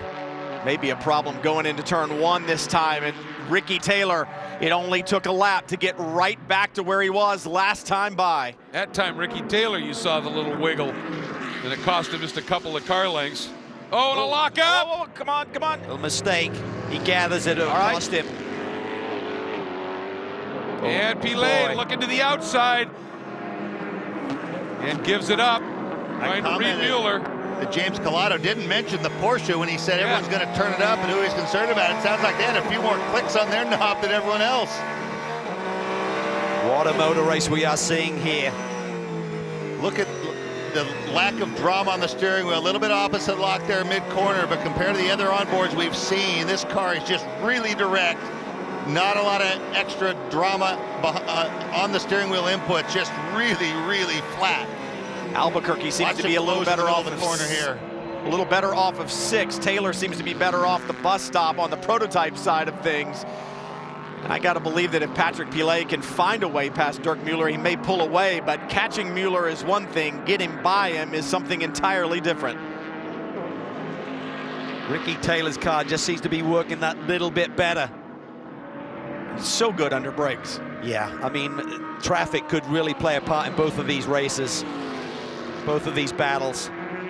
Well, as a little margin, and we're talking just a few car lengths appears between the top 2 in each of our top classes, we're going to steal our last break before the checker flag. We'll be right back.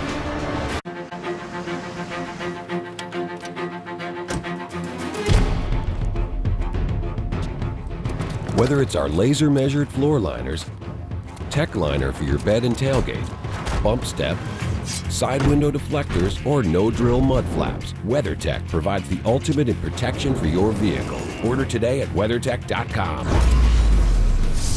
WeatherTech.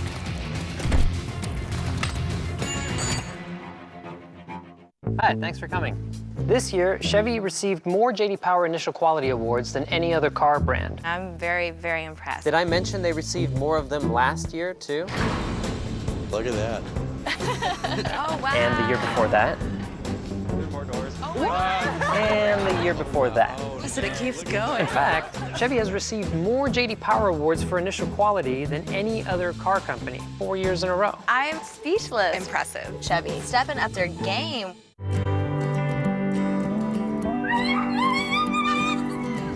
Set them wild, set them wild, set them free.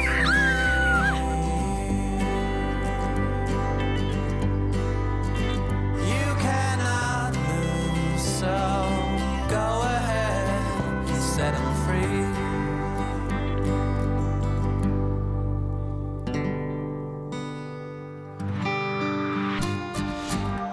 This watch has seen moments that last a second and moments that last forever. It's seen the road's most daring champions, man and machine pushed to the edge, and performances that redefine precision. Yet it's not until we look back that we understand that at those very moments we were standing on the edge of motorsport history. It doesn't just tell time, it tells history.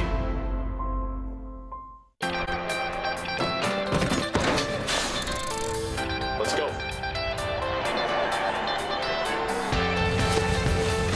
Let's go.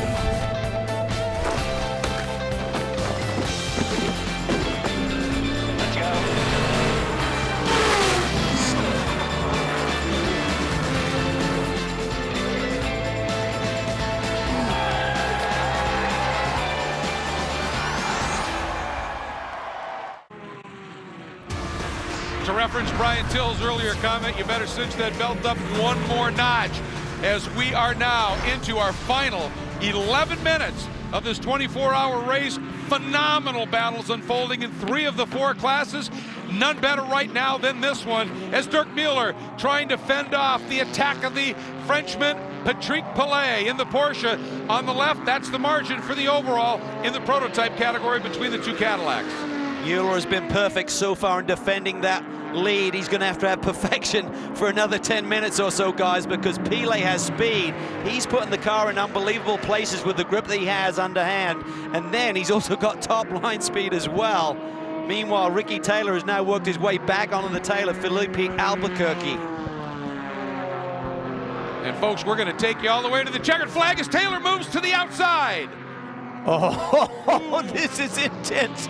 Trying to get it done. There's just no grip on the high side.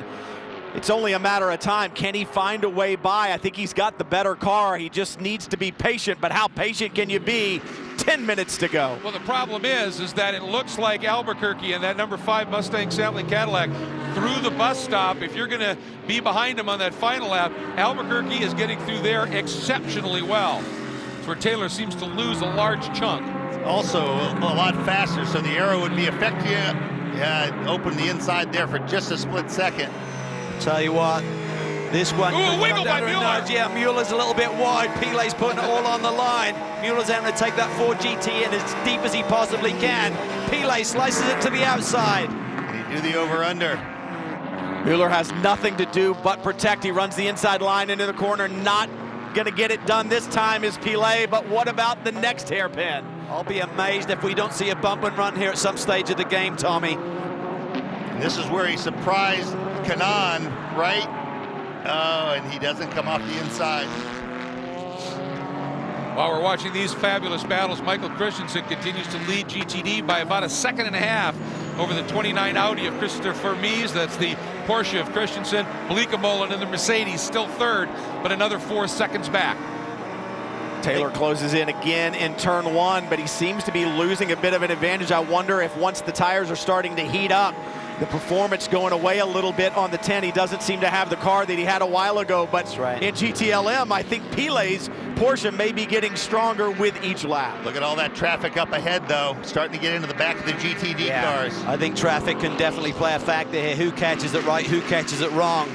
Felipe's certainly got a lot of experience. He's just got to really time it back, stack Ricky up if he needs to, if they come up on traffic in the wrong position. Great move by that Lamborghini. Getting instruction, I'm sure, from the team, and just got way out of the way. Oh, Pellet got a huge run, it looked like.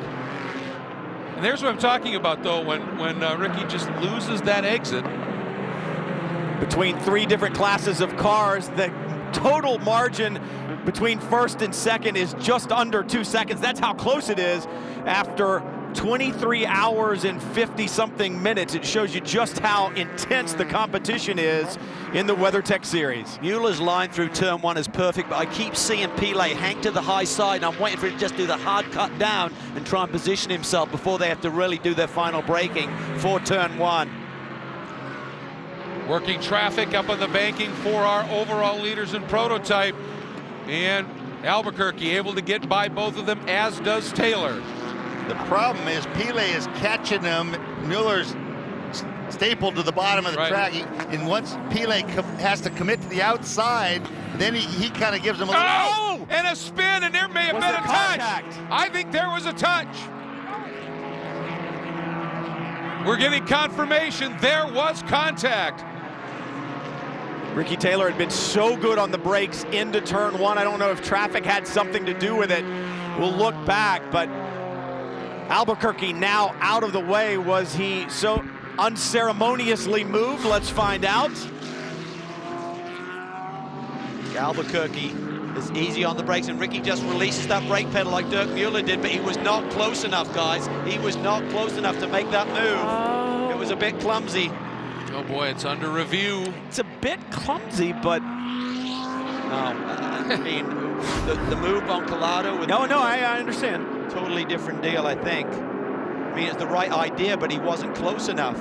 And the door didn't get open quite as wide. No, I think Albuquerque really slowed it down in the brake zone just to position the race car, and I think Ricky came up on it and then just thought, I'll release the brakes, but the gap was not there. I think the gap was originally there and then closed, so it kind of goes back to, I agree with you. I think Ricky got in there and it surprised him, went to the gap, and then the gap closes.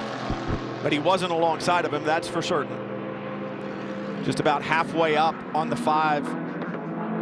That is a look at the... Well, let's hop on board with Ricky and watch it, guys. It's unbelievable brake feel, and to get there and just door opens momentarily, it's there, boom. I mean, go. He wasn't quite there.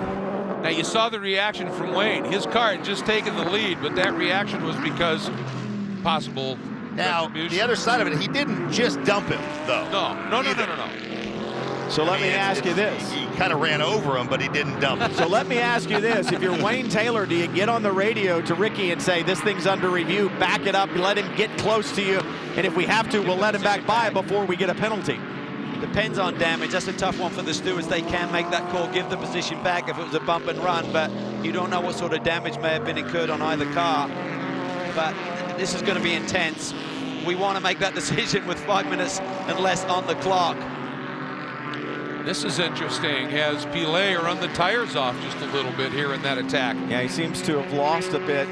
He was on such a charge, and now that move forward seems to have stalled somewhat. Dirk Mueller able to maintain that gap much better than he has been. Yeah, he stretched it nicely. Pile's got some work to do. Collado seems to be coming back at him a little bit. Albuquerque being shown about 5 seconds behind Ricky Taylor, and Mueller now about 3/4 of a second in front of Pile the last time at the line. This is Ricky coming up, and whoa! Very, very close.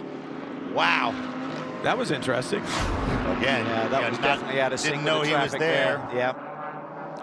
Was it slow as somewhere?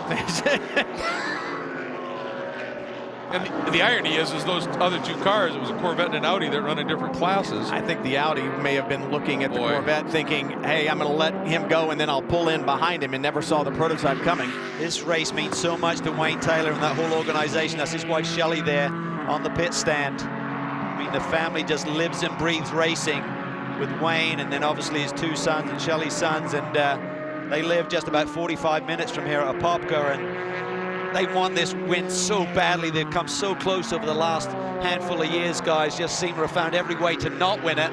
Have they found a new one? And you've got Max Angelelli with his retirement outing, Jeff Gordon, and there's the call from race control. No action. Whoa. Well, they've called it pretty loose. They've let them race all race long. Well, it's like Wayne just got a different message. Or maybe he hasn't gotten the message at all yet. I'm on the other side of the fence. We don't want to officiate here from the TV booth, but I'm definitely on the other side of the fence on that one. And I love Ricky Taylor, I love that group, but, you know, it was pretty aggressive. Yeah. If the roles were reversed, they'd be hot, is another way to look at it, you know. So, but we've been surprised all race long that there have been more non-calls than calls, and that's part of the deal. Is how it's same in a football game, NBA game. How are they going to call it? They're going to call it tight. They're going to call it loose. They've been calling it pretty loose all day long, and that was kind of goes. This is the reaction. Oh boy, look at that. Look at that. So those are tears, folks. Those are tears. You can see them shaking. Oh my. Oh my. Goes back to, you race the way you want to be raced, you know, and I know that they wouldn't want to be raced that way, and I'm certain that Felipe Albuquerque and Gary Nelson, everybody down at Mustang Sampling is going to have something to say about it. But as you said, you never know what officials you're going to get. I mean, you do. There's the same ones in each one, but like a football game, you don't know how it's going to be. I love Tommy's point, though. They've called it pretty loose all day, and that's what you want is consistency. Yeah, that's the key right there is, you know, all the guys that you let go, if you call this one, are going to be upset. And we are coming to the white flag, and the battle now is for second in GT Le Mans. James Collado was reeled in Patrick Pillet because he's lost to second to Dirk Mueller. Oh, yeah. I mean, that gap has opened up by another half a second. The last time by, it'll be even more than that. Collado now seems to be moving up on the rear wing of Patrick Pillet. One of my things in judging incidents, I say when the decision was made to initiate the pass, was it a reckless decision? I don't think you'd say it was. It was certainly aggressive. He didn't just get to his rear corner and dump him. He did run over him. So, you know, it's a really tough call. And but it's certainly hard racing. At the time he made it, there was a gap. The door was open. There was a full car with there. He knew it was going to close quickly. How far alongside could he get? The white flag, Ricky. One more lap, Rick. One more lap. You heard it. 1 lap to go at Daytona in the Rolex 24. And I'll just put a period on it. We don't need to discuss it anymore. The officials have a lot more views of it than we do. Yes. They looked at a lot of different angles. They made the decision. That's the decision that you have to live with. You love it or you hate it, but that's the way it is, and we've got 1 lap to go here at Daytona. Collado wringing the neck on that Ferrari, trying to wrestle second position away from Patrick Pillet. Pillet went from being the aggressor to now having to be the defender because Collado all over him. And remember, this just helps Mueller. Yeah. And this may not be for the win here, but that second versus third championship points. And look at this, Albuquerque, he's coming. But it's a matter of how much time. Now, has Ricky backed off? Can he get back in the rhythm? He's got to get through there. And remember how good Albuquerque and that Mustang Sampling Cadillac has been through the bus stop relative to Ricky and that Konica Minolta Cadillac. I'd like to say it's a comfortable lead, but there is no way it is a comfortable lead. There is still plenty time to get this done. Ricky Taylor cannot make a mistake, and I guarantee you, Felipe Albuquerque is steaming inside that cockpit. He absolutely is. Up onto the banking. And one more turn, Speedway 4. Onto the tri-oval. It looks. Still 5 back. Let's bring it home, Rick. Bring it home. Looks like he's got enough. Ricky Taylor, Wayne Taylor Racing, and Cadillac win at Daytona. Congratulations. Oh, look at that. And you can imagine the emotion now. This is Max the Axis. Well, look at Collado to the inside. Yeah, remember we talked about the timing of when the overall winner gets that flag. It can put another lap of racing on the board, and we've got it right here for the second position. Mueller's lead looks to be safe, but anything can happen. Collado's really driving the cars deep. This is your battle in GT Daytona, and since the overall leaders have taken it, here we go, and it will be Porsche. What a finish over Audi. Christensen and the fairy tale story from Allegra Motorsports getting the win. That is fantastic. Finishing the podium, the 33 Mercedes AMG of Jerome Bleekemolen. But I'll tell you what, this battle for second in GT Le Mans is raging. Everybody else on the racetrack can relax, not these guys. Dirk Mueller has his head down. He's looking for the checkered flag, but it's about to get intense at the bus stop. What does Collado have? Anything? He's going to throw it at this bus stop chicane, try and find as much speed as he can, but Pillet gets through there really nicely. Like the Porsche's lost some top end, though. Well, and Collado, he had to lean it off a little bit. Maybe he burned through too much fuel there. If I'm Collado, I'm turning every knob that's on the steering wheel right now. Where those extra ponies, he's not going to do it. He's not getting enough of a pull. Meanwhile, here we go. It is Dirk Mueller. They won Le Mans and Ford GT winning at Daytona. The battle for second. Pillet and the Porsche just hanging on over the Ferrari. Ford, Porsche, Ferrari, and Garcia in the Chevrolet. Boy, talk about a factory war that has come good What a story here. What a story. Jeff Gordon in this car, Max Angelelli in his final race. Wow. I'm exhausted. They flooded their motorhome. I think there's a flood inside that helmet right now. You're going to see some waterworks from the whole Taylor family here. Think about the emotions. You said it, Calvin, earlier. Ricky more emotional than his brother Jordan, and what is going through his mind after that contact? Did I just throw this away for my team, for my family? Are we going to get a break? What's going to happen? And then he's got to compete. He's got to keep driving while somebody in a tower is making a decision on one of the biggest races of his life. Well, his first pass for the lead with an hour and a half to go was as good a pass as I've ever seen. And he certainly wasn't going to leave his bat on his shoulder and go down looking. So, I mean, really, he was going to make a go of it. You put it all on the line. You do whatever it takes, and if you have to rub a little bit to get the win, then you do it. But Felipe Albuquerque, this Wayne, his dad. Look at that. He cannot believe this. What a moment for that whole group. Felipe Albuquerque always has a smile on his face, but I'm going to tell you what, it'll be an interesting victory lane here. And you saw the emotion for Ricky Taylor when in the interview they were just talking about what it meant for Max, and he started to choke up. Well, just imagine this. Look at that. I think that's Max right there, isn't it? That is. Or is that Jordan? That's Jordan, I believe. Wow, this is just spectacular. Unbelievable development. And again, there's those little bit of concern. You can see the damage to the right front. That's telltale. But here is the turn that everybody wants. There are two moments here at Daytona that you absolutely love. The turn into Gatorade Victory Lane, because you know what's awaiting there. It's a very special timepiece. Unbelievable stuff here. We're going to step away so that we can bring you the Victory Circle celebrations and hear from our winners here at the Rolex 24 at Daytona. Look at that. Wayne and the family, now winners. No getting through now. You slid on a tiny horse. This here's private property. Call off the search party. Woo! Because I found them. Found who? Two thirsty cowboys who deserve the sweet reward of a Diet Dr. Pepper. That's mighty sweet. Told you. That's some fancy rope work. Use a hand like you on the ranch. Sorry, Buckaroo. Little Sweet's just passing through. What'd that fella say his name was? Sweet. Diet Dr. Pepper. It's the sweet one. Before the adrenaline. Before the flat-out straights. Before the hairpin turns. At Continental Tire, this is where we test our tires. We put years of research and development into every tire we make. We push our tires to their very limits so you can trust them at yours. Continental Tire, for what you do. Audi pilotless vehicles have conquered highways, mountains, and racetracks. And now, much of that same advanced technology is found in the Audi A4. With one notable difference. The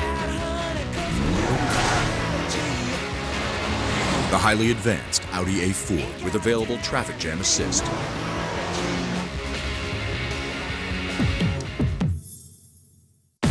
Experience the best of sports car racing with the new IMSA mobile app. Featuring the WeatherTech Sports Car Championship, Continental Tire Sports Car Challenge, and other IMSA-sanctioned series. The all-new app comes to life during race weekends with live streaming, timing, and scoring, in-car video, and IMSA radio, so you can watch how you want. Catch the latest news on your favorite teams or drivers. Watch the latest videos. Catch up on past races. Even customize your experience with your favorite manufacturer. The new IMSA app, available in the App Store today. Find the best deals in the Carolinas at the all-new Griffin Mitsubishi. With over 70 years in the customer service business, we know what you're looking for. Like the all-new 2017 Mirage with payments as low as $99 a month. Griffin Mitsubishi, welcome to the family. Esurance does auto insurance a smarter way, like their photo claims tool. It helps settle your claim quickly, which saves time, which saves money. And when they save, you save. That's auto and home insurance for the modern world. Esurance, an Allstate company. Click or call. Esurance does insurance a smarter way, which saves money, like bundling home and auto coverage, which reduces red tape, which saves money. And when they save, you save. That's home and auto insurance for the modern world. Esurance, an Allstate company. Click or call. Car buying doesn't get better than at the all-new Griffin Mitsubishi. Buy any vehicle like the 2016 Outlander Sport ES as low as $199 a month and qualify for a free 100,000-mile warranty and lifetime roadside assistance. Griffin Mitsubishi, welcome to the family. Welcome to Gatorade Victory Lane here at the Rolex 24 at Daytona. And the number 10, Konica Minolta Wayne Taylor Racing Cadillac DPI has just wheeled in. And there is Ricky Taylor out and celebrating with the crew, with the fans. What a moment. And there is Jeff Gordon. You know what? They can scrub those tattoos off the wrist now. Easy, boys. That's pretty cool. Yeah. Oh, boy. What an incredible moment. Such an emotional one. Again, let's not forget that Max Angelelli is going out, and yes, it's pretty impressive. He's going out as a winner here, and for a lot of this race, guys, Max had the fast race lap as well. I love what he said at the end. I loved what he said when he got out of the car. Yeah. I think my goal was to do my best, and I think I did. And he was spectacular all weekend long. Yeah, no question about it. Look, it's unbelievable. You know, right down in the middle of the celebration is Justin Bell. Justin, how special is this? Well, special. What a motor race to win, Jeff. That was amazing. Retirement suits you. And Max Angelelli, obviously. What an amazing experience. This experience wouldn't have been the same without Wayne and his passion for this series, for this race. Cadillac and Dallara for this amazing race car. Not just a fast car and a beautiful car, but the strongest car I've ever seen in my life, because I tried to damage the left front. Of course, the contact there at the end, but I'm just so honored to be a part of this. Jordan, that was what a masterclass race management, but not without his ups and downs. That was amazing. I mean, it's great to be back here at Daytona with Cadillac and Konica Minolta, and first race back, we win it with Jeff Gordon. My brother Ricky had some awesome moves, and what a better way to send Max off on retirement. I mean, here's Max. Let's get him over here. Max, you're not going to do this again, my friend. So, what a finish to a magnificent career with brilliant teammates. Thank you. I mean, unbelievable. I'm speechless. What a drive for Ricky. Unbelievable. I'm just speechless. I don't know how to thank him. Okay, guys. Well, what a way to start the season. To Adam Bennett back home, and Andy and little Thomas. Okay, in the fine tradition of Rolex drivers. Super Ricky fan. is obviously off somewhere, but we'll try and grab him a bit later. Back to you guys. What a scene down here in Victory Circle. Yeah, super fan gets in the last word. You gotta love it. That special stuff. And for one man in particular, this is incredibly moving. Let's get down to Matt Yoakum. And when you look at this event, so many emotional, heart-tugging storylines, Wayne Taylor. You've won this event as a driver. You know what it means. But as a dad, you and wife Shelley, seeing what the boys have gone through today, can you describe what this means to you to see them follow in your footsteps as a Rolex champion? I don't have words for this, Ricky and Jordan have always been just really special kids, and it's funny, most time when anybody comes and says anything to me about them, it's about what good kids they are. It's not about how fast they are, which is what I always wanted to do. And for Ricky, he's had a rougher time. Jordan's had a better success road up to this point, but we always knew that Ricky was going to pull all this off, and the way he drove against such a classy driver like Albuquerque and stuff, and having Jeff Gordon part of this and my whole family, now I can say I've won it 3 times. I'm just ecstatic. I can never describe what it takes to put this together. Wayne, we talk so much about what an exciting event this is, and we're trying to find Ricky. He disappeared in the crowd, so Stoli, come on back this way. We're going to go through the mosh pit as we're working our way on through the confetti. Where's Waldo? We see Jordan. We're walking all the way across, and where is he? Giving a hug to Jeff Gordon's daughter. High five to his son. Ricky. This is the type of event that you always dream about. Does the dream match reality? I'm not going to be able to speak now. It's unbelievable. We wish Adam was here. and his new baby boy Thomas. He stays up all night, and he couldn't be here because of his first son, but Adam, this is for you, Max, all the guys, Konica Minolta, Cadillac on debut. What more can we say? I embraced my inner Max the Axe, and he never gives up. He'll stick his nose in anywhere. If he sees a gap, he's going to go for it, and I didn't know if I was going to get another chance, so, I mean, there's so many people this is for, and I'm just so happy. You were like, at sometimes, such a great drive, like a mini Max behind the wheel on that final stint. Can you walk us through the overtaking of the 5? Yeah, I was devastated after that yellow, and I thought, you know, after that restart when they got the big gap, I didn't know if we'd get another yellow, another shot at it. But man, if I learned one thing from Max, it's just never give up. He's done that thousands of times, and you know, the one thing I've learned is never give up. Is that strong Italian blood. He's very proud. But I mean, I did it, you know, for so many people. Here's Adam.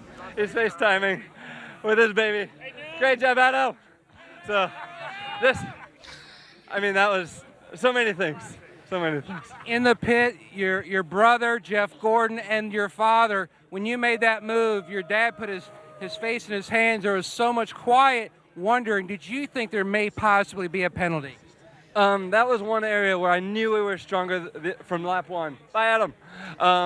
From lap 1, and I was waiting for an opportunity to get there. We were doing everything to get a run out of the bus stop.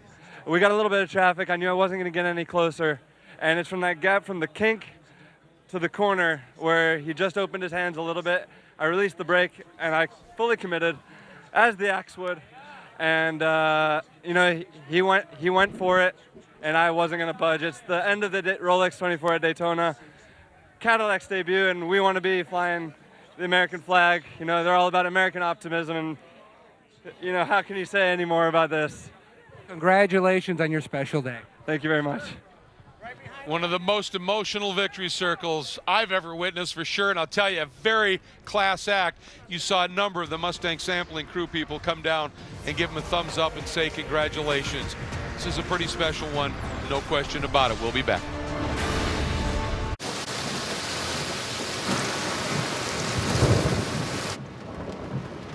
Says it won't let up for a while. The Cadillac XT5. What should we do? Tailored to you. Wait it out. Equipped with Apple CarPlay compatibility. Get this low mileage lease on this Cadillac XT5 from around $439 per month. Or purchase with 1.9% APR financing.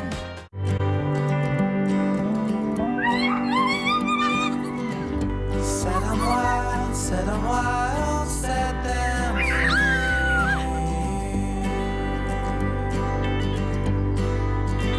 You cannot lose, so go ahead, set 'em free.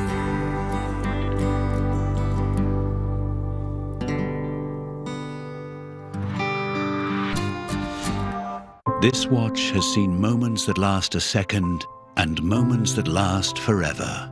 It's seen the road's most daring champions, man and machine pushed to the edge, and performances that redefine precision. Yet it's not until we look back that we understand that at those very moments we were standing on the edge of motorsport history. It doesn't just tell time, it tells history. Hambone, Sally, 22, hut.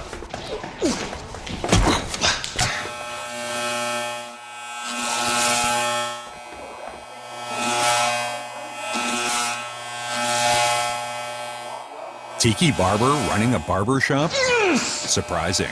Yes! What's not surprising? How much money David saved by switching to Geico. 15 minutes could save you 15% or more. Who's next?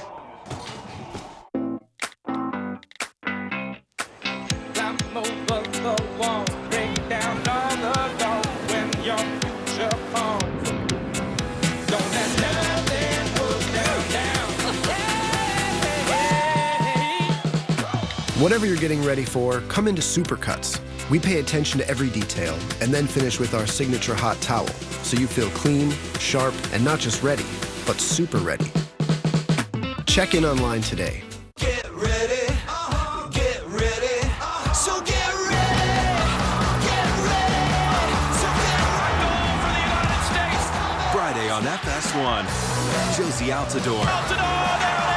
And the captain, Michael Bradley. He's not going to miss from there. Lead the U.S. men's national team against Jamaica. Friday, U.S. men's national team Jamaica at 7 Eastern on FS1. All a part of Super Bowl week. And be sure to check out Super Bowl 51 on Fox. Welcome back to Daytona International Speedway. Quickly, a look at our BMW race results for the Rolex 24 at Daytona. And there you can see the two top class and the winners. Let's get right down to Justin Bell. Well, defeat must feel so bitter, Felipe. You were so close, and the team, your teammates around you, that is a tough way to end this long 24 hours. I don't call it defeat because in my racing, it's not like this that we overtake. I mean, I know that's like last laps of such a big race. We do whatever we can, but come on, to hit me completely on the rear wheel, we can clearly see on the car. Just pull away. I was waiting for at least a 5 seconds penalty. He didn't wait for me, you know, it's just, so it's not a loss. So second place, I mean, Joao and Christian, we all did a great job getting it there, and the car was fantastic. We were doing it well. I mean, they could brake a bit later. We were a little bit better on the exits, but yeah, second place. But we need to be ahead up because Action Express and us, we did a great job, and it feels like a win. Perfect. It is. History is written by the winner, though, isn't it, Jamie? That's right, and Chip Ganassi Racing celebrating big. A year ago, they unveiled this GT, and they had issues. They went to Le Mans, they won there, and they brought it here this time, and you guys are victorious once again. We're waiting on your driver who finished the race. He's somewhere around here, very emotional. Sebastian Bourdais, I'll start with you. You said there must be a study done how many heart attacks there were there in the end of that race. What was going through your mind when there was contact?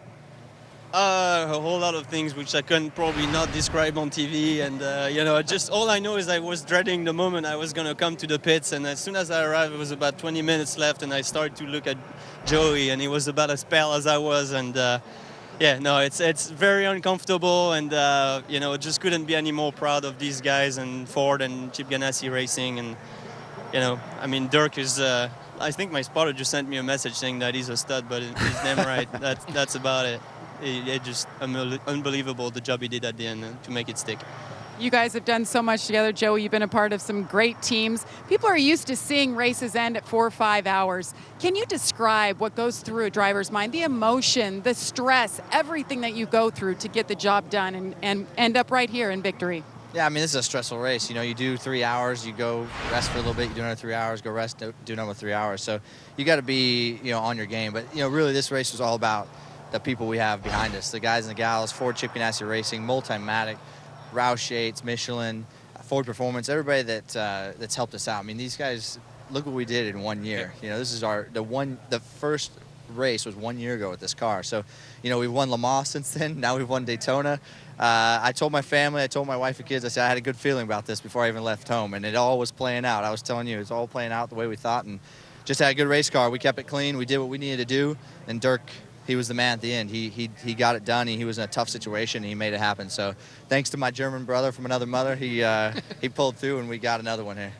It's all about, and we reported that when he got in the car and he ended up getting the job done, but it's all about manufacturers here. What does this mean to Ford? All of the executives are here. Chip, I don't think I've ever seen Chip this happy. Yeah, I mean, we all love to win races, you know, and you always want to win the big ones. This is a big one. You know, Chip, he always says, hashtag I like winners, hashtag I like to win. I think hashtag everybody here likes to win. We've got a great group of people. Ford did a good job picking the right team for this endeavor when they started it, and you know, we just got good folks, and we all like working together. We're comfortable together, and I think, you know, as we get better and better, we're going to win more and more. So just happy to be here, excited, and very, very thankful. You guys were certainly the best car. GTLM winners, Chip Ganassi in the Ford GT. Chris? Well, Jamie, you were talking about the manufacturers in GTLM. We had 9 different manufacturers in GT Daytona, and Michael Christensen, you brought the Allegra Porsche across the line. An incredible last-hour battle with the Audi. Tell us about that. Yeah, it was quite exciting. Obviously, we haven't really been in the lead till the last hour, but that was all according to plan. Obviously, it's always difficult to make that plan happen in such a long race, a tough race, competition, and so on. But yeah, it was quite a... I had to take some deep breaths last few laps and the last caution as well, just to keep everything intact and keep my focus on. And yeah, it was quite intense.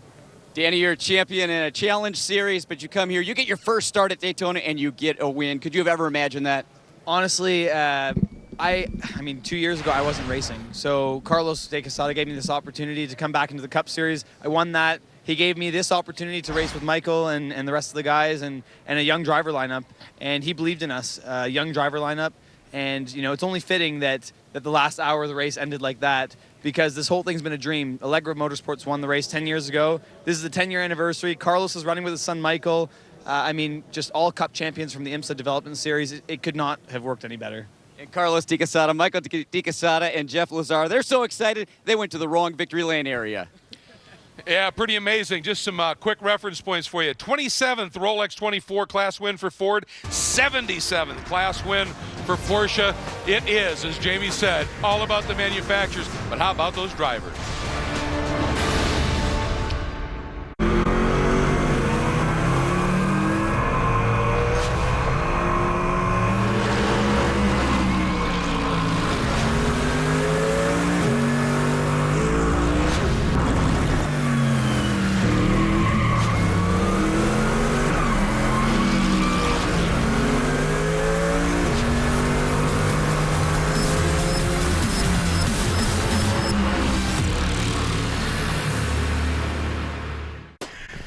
No getting through now. Real sweet on a tiny horse. This here's private property. Call off the search party. Woo! Because I found them. Found who? Two thirsty cowboys who deserve the sweet reward of a Diet Dr. Pepper. That's mighty sweet. Told ya. That's some fancy rope work. Use a hand like you on the ranch. Sorry, Buckaroo. Little Sweet's just passing through. What'd that fella say his name was? Diet Dr. Pepper. It's the sweet one.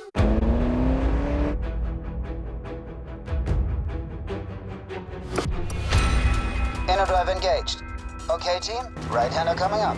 On it. Gearing down to 5th, 4th, 3rd. Accelerating on the exit. 3, 2, 1, go. Speed limit. Green, green, green. The new Panamera with InnoDrive. The only driver's assist with decades of Porsche knowledge and experience built in.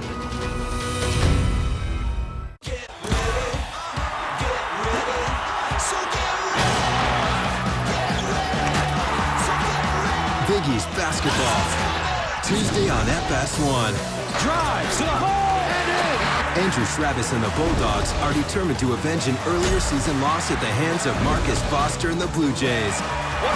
Bring it on. Tuesday, Creighton Butler at 7 Eastern on FS1. All a part of Super Bowl week. And be sure to check out Super Bowl 51 on Fox. John, we're giving you a raise. That's fantastic, but I'm gonna pass. Are you okay? Honey, you got another present. No, thank you, Dad. Who says no to more? Time Warner Cable Internet gives you more of what you and those little data hoggers want, like ultra-fast speeds up to 300 megs. That's 50 times faster than DSL. This internet speed is sick. Get 50 meg internet starting at $39.99 a month. Call 1-844-663-7310. And with home Wi-Fi, the whole family can be online at once.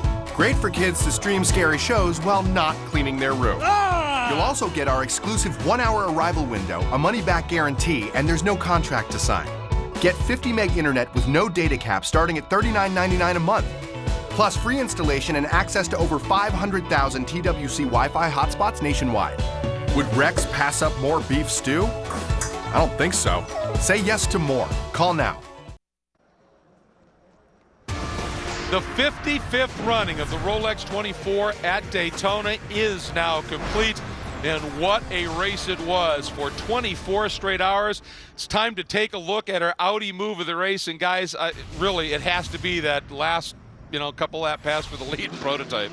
It was an unbelievable move. Ricky Taylor felt that he saw a weakness in Felipe Albuquerque on the entrance to turn 1. He released the brake, got down to the inside. Felipe turned in. We're going to be discussing this for the next 6 weeks before we get to Sebring, but either way, The number 5 Mustang sampling car gets turned Tommy, and the Taylor family go on to victory. It's a little bit like a controversial pass interference call, you know, but if you look at the restart where the 31 maybe played some games, the 5 jumped, maybe, you know, there's a bunch of stuff that aren't worth probably flagging penalties. You view it on whole. I mean, the pass of the race was when he did it clean an hour before. They'll be talking about this for a long time. I understand how Albuquerque feels, though. Oh, absolutely. You know how he feels, and you know how Ricky Taylor feels. Ricky, he'd do it again. And for Felipe Albuquerque, if he were in the 10 car, he would have done it. I mean, we were running out of time at the end of the race, and you're going to make that move. You want to win the Rolex. And I think back to last year, and we thought the finish in GTLM was spectacular. Yep. Well, the finish in 3 of the 4 classes this year was spectacular. It was indeed, and we just want to point out, we didn't have time to get to them, but your winner in Prototype Challenge, the 38 Performance Tech Motorsports team of James French, Pato Ward, Kyle Mason, and Nick Boulay, their first win, and it comes at the Rolex 24 at Daytona. That's spectacular. And I do want to say one thing here. You know, we talk about these drivers, we talk about the sponsors, manufacturers, these crews that do this. I'll tell you, they are the unsung heroes that put in all that time. What an incredible event here.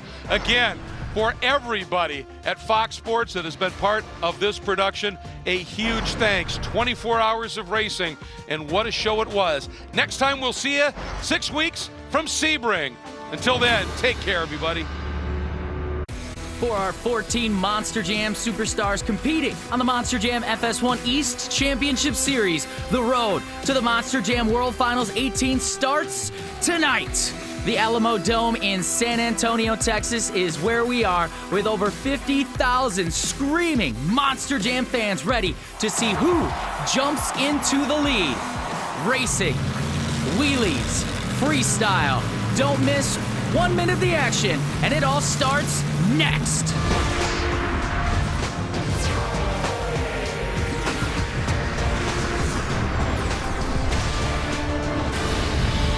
Welcome, Monster Jam fans, to the Alamo Dome in San Antonio, Texas for the kickoff of the Monster Jam FS1 East Championship Series. Ryan Lacoste alongside the 2-time World Finals champion Todd LeDuc. Todd, this lineup is incredible, and these fans are ready to rock. I'm on the edge of my seat. This is going to be an exciting show. Look at all these stacked field of trucks. I can't wait. You have the 11-time World Finals champion Tom Meents in Max D, the reigning racing champion Gravediggers Morgan Kane, and new faces like Ryan Dishroon, Saigon Shaker, and new to the Stadium Series, Brianna Mahan and Scooby-Doo. She's very good. I know she's chomping at the bit. She wants a win. And the only one of our superstars to actually have a win here at the Alamo Dome, Tom Meents in Max D in 2010 winning racing. Everyone else pretty much their first time here in SA.